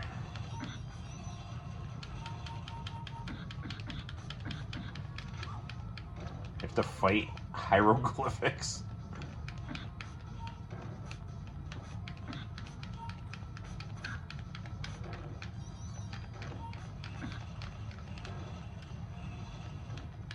So being Italian, it is Epiphany weekend, so I wonder if the Befana's going to come tonight.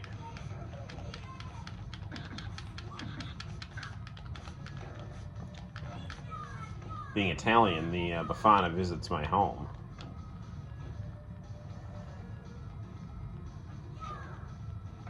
Ooh, mummies.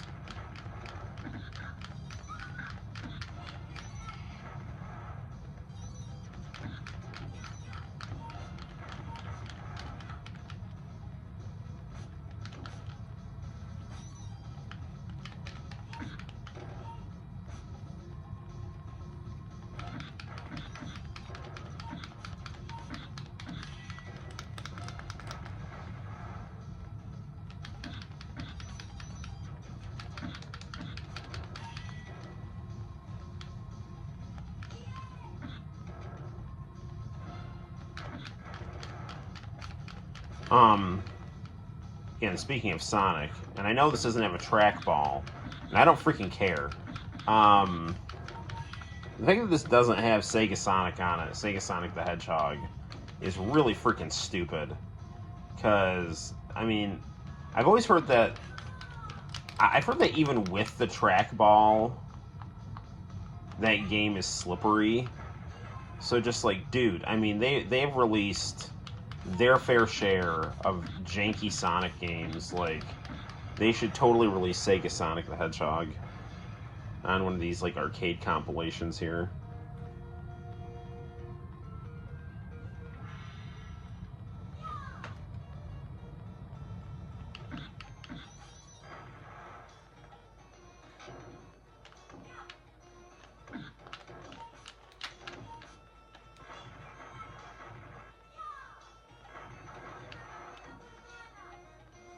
Ooh, Lizard Man. This whole Egyptian aesthetic reminds me of JoJo's Bizarre Adventure.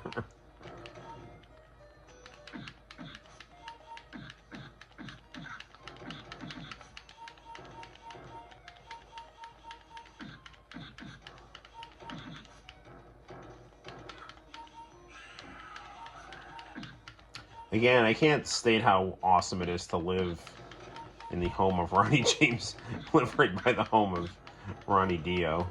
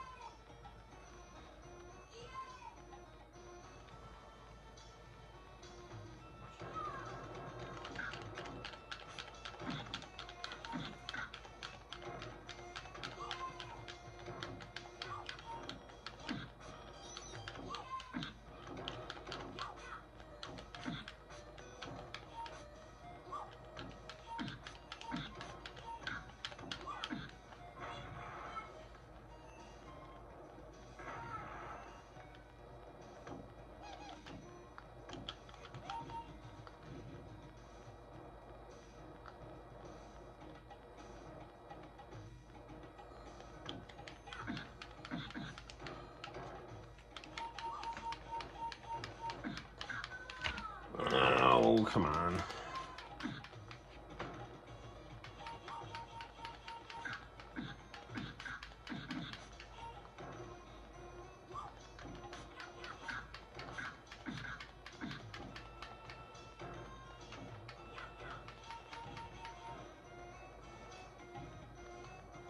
Snake Woman.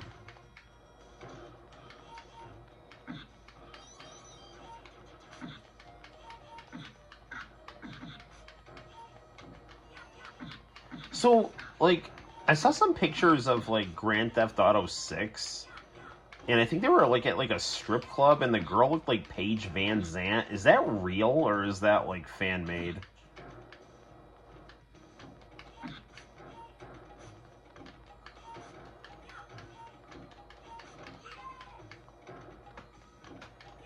Because, I mean, that would be a nice change of pace. Like, Western video games usually make women look hideous now.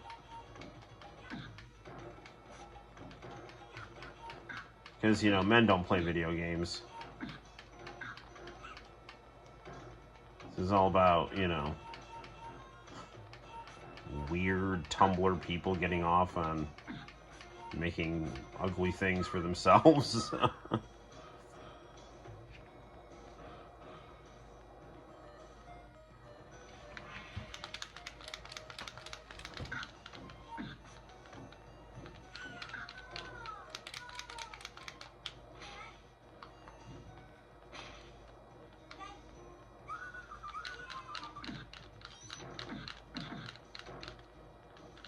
Mr. Bones.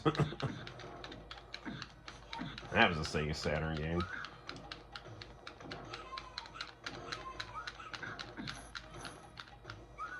This guy's name is Shoulder.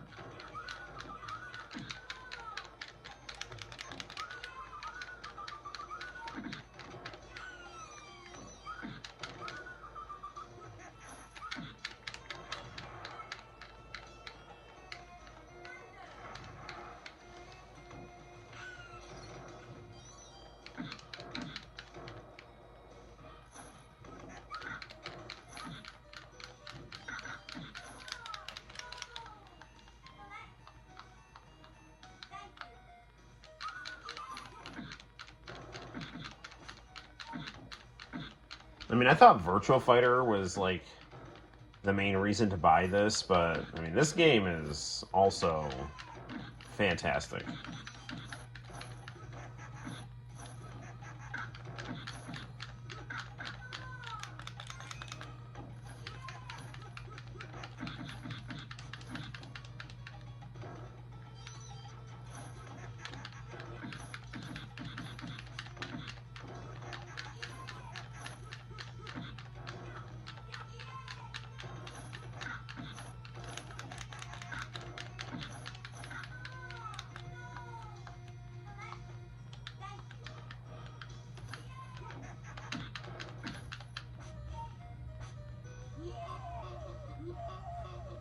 Ah, I got him.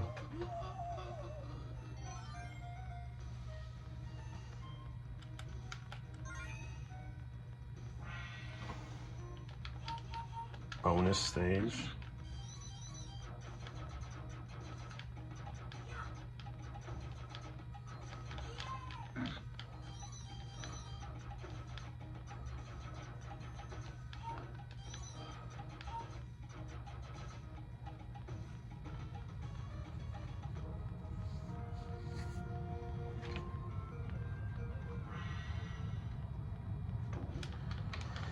Okay, fighting Arab ninjas now. Oh, Jesus, 130.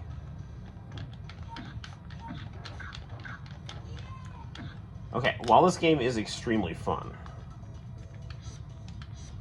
let's save here.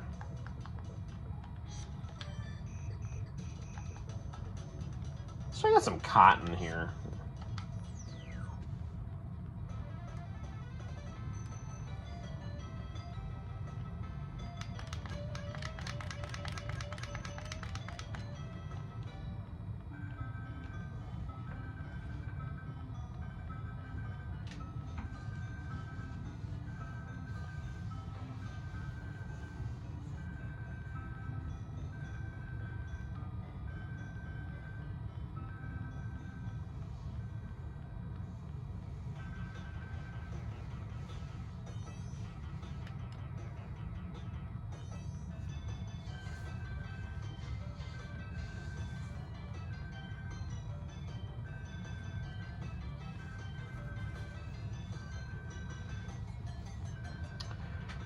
The next, probably the next hardware thing I want to get the Mega Drive Mini 2.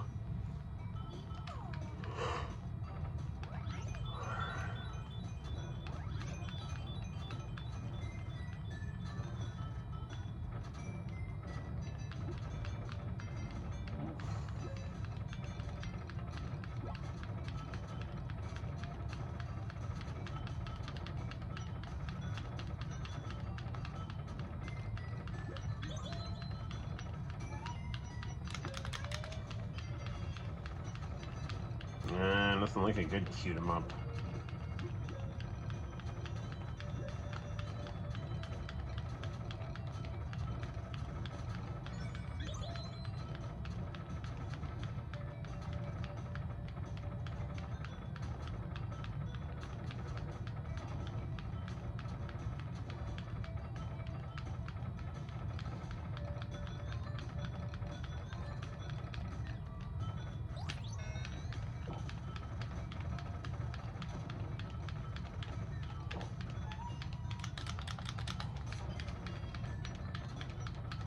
More gnomes. Something like villainous gnomes trying to kill you.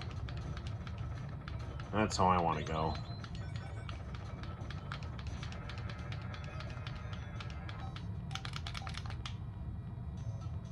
Oh, I don't want to do that.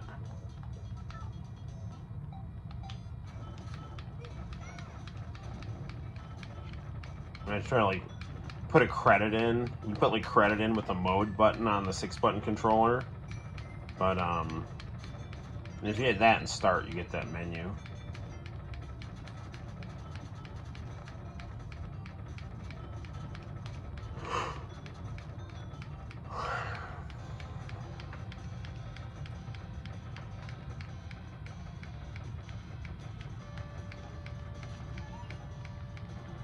Don't let it end, Noel. I might get withdrawal symptoms. I'm hanging in there, buddy.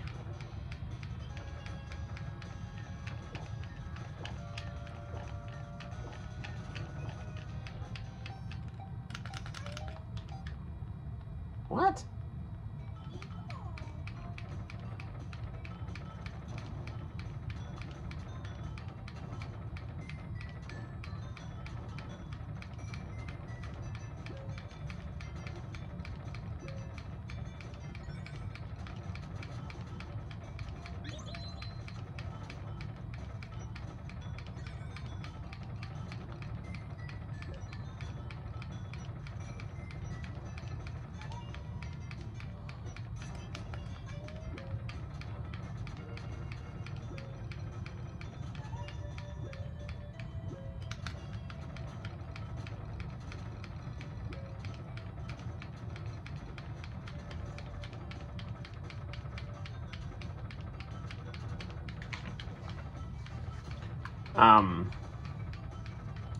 You know what else Sega should do? Because they were making it. On one of these things here. They should make Sega's Sister Sonic. The Popful Male with Sonic's sister.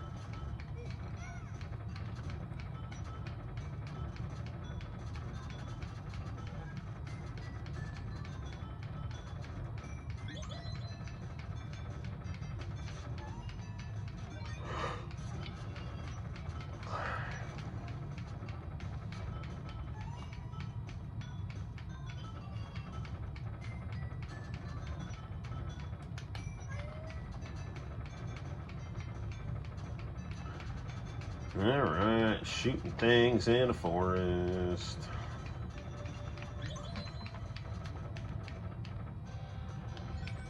Alright, let's get this guy this time.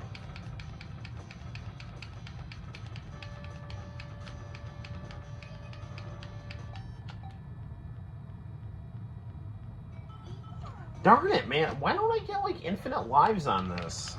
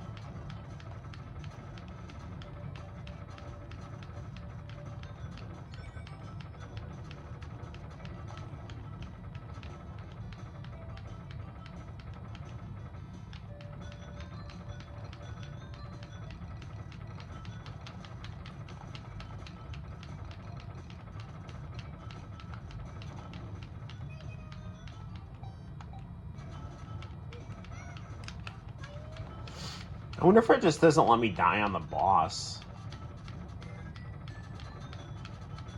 without having to start the level over.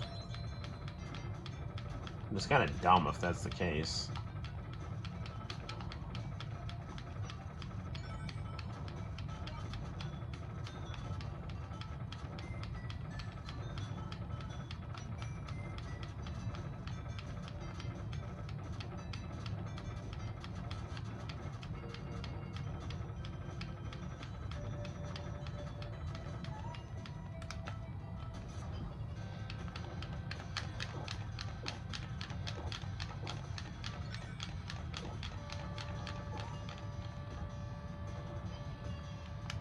I'm gonna save state this here. So I don't have to keep starting over.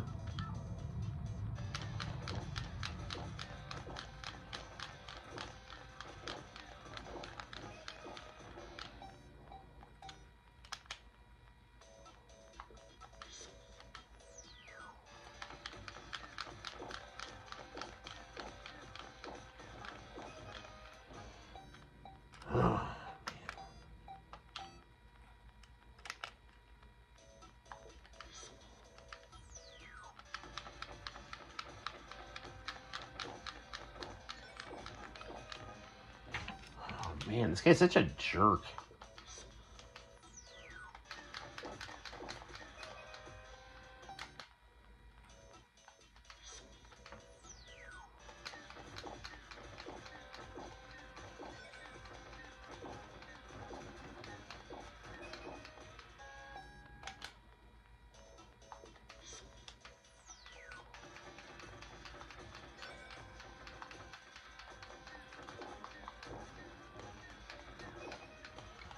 Man.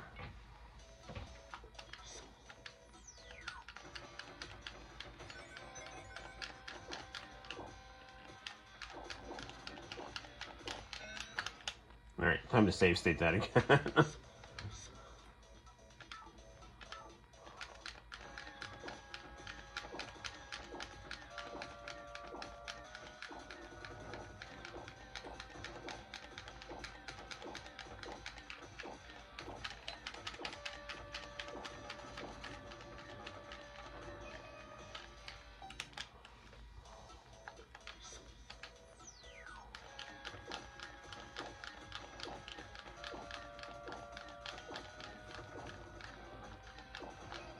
Darn it.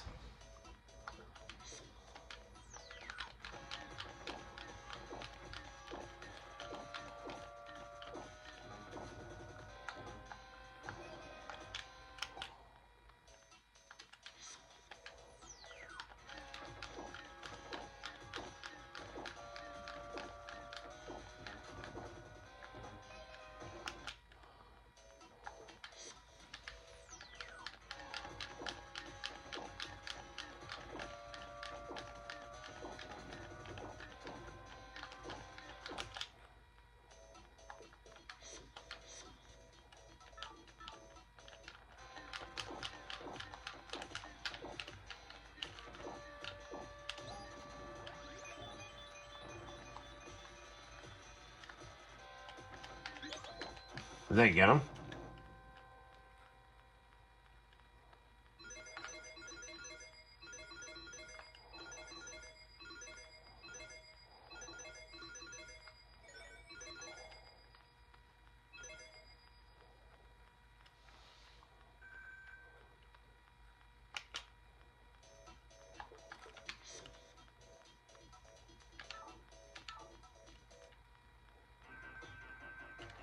Alright, well I got him. What did Jack say to the car? I don't know. Let's play some Altered Beast before the end of the live stream. That's what he said.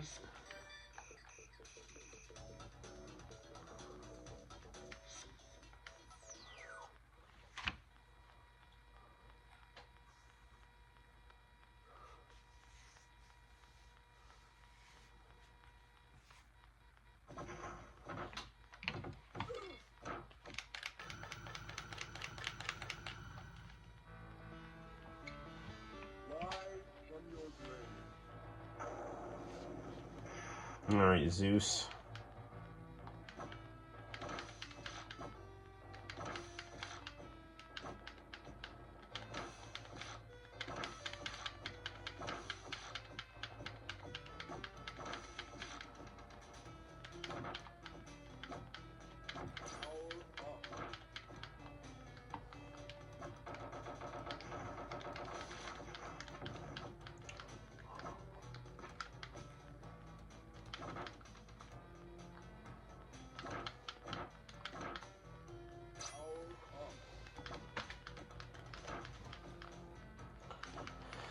I've said it before and I'll say it again. I don't understand how there are people that don't like this game. This game is awesome.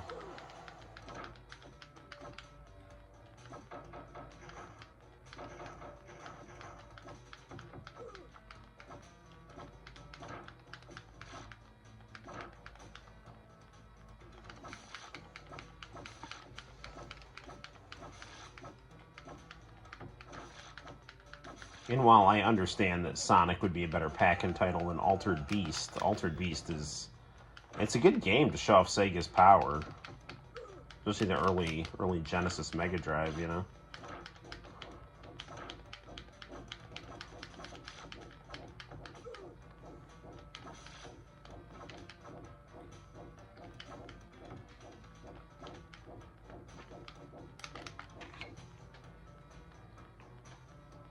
I'm gonna give you a lift. That's funny.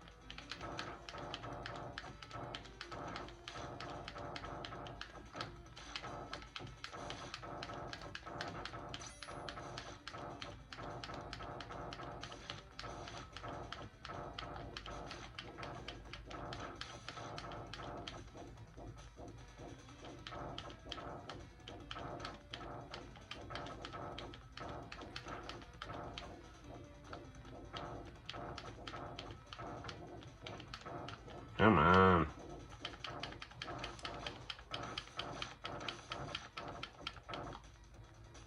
Welcome to your doom.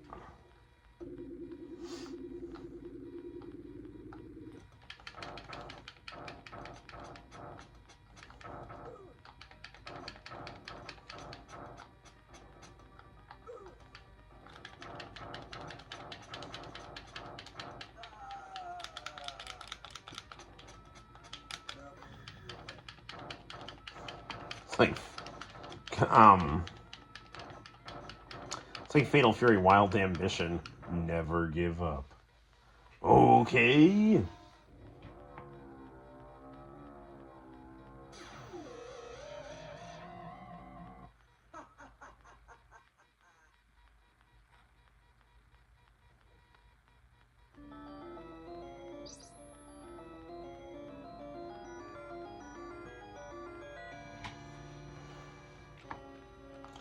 Alright.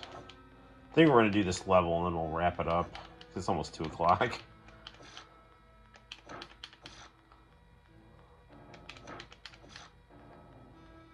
Next stream we'll do some tapes.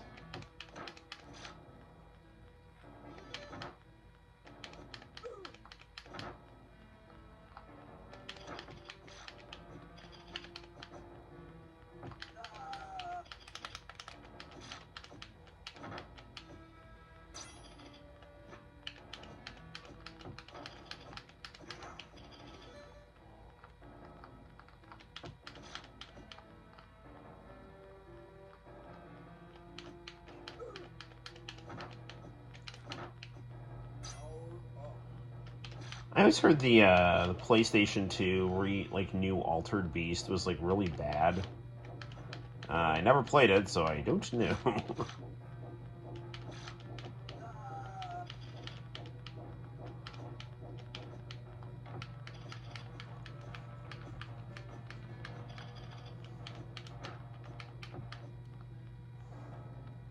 Hey, in a 1070, how's it going, brother? Playing some Altered Beast on the Astro City Mini.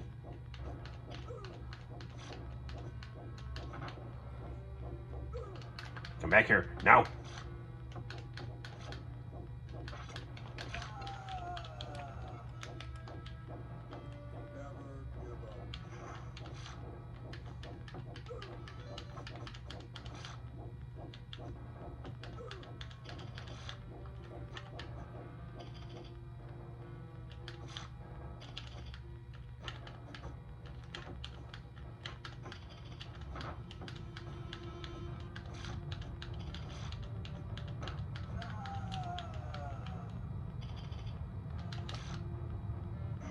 I got it.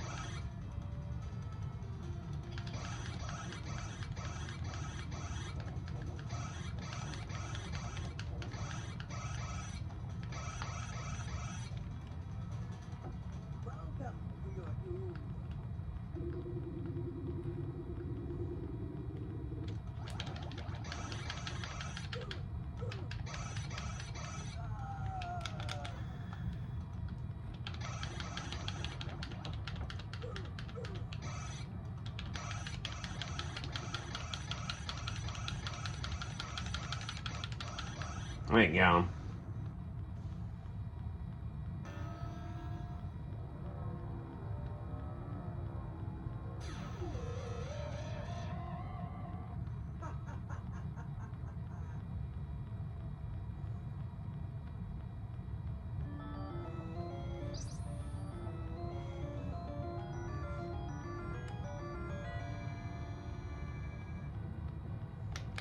Okay.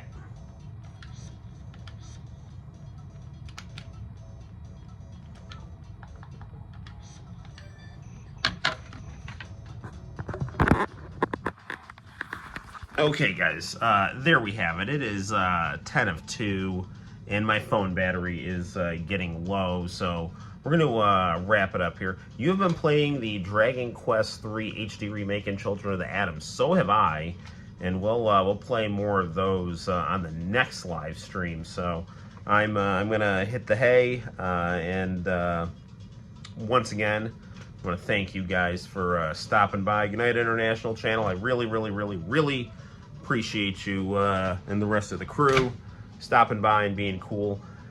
Yeah, I'll talk to you guys soon. I'll see you guys soon. Stay tuned to the channel for all more kinds of fun and or excitement. And until next time, guys, my name is Noel. You take care, and I'll see you in the very near future for more fun and excitement on the Noel ComiX YouTube channel.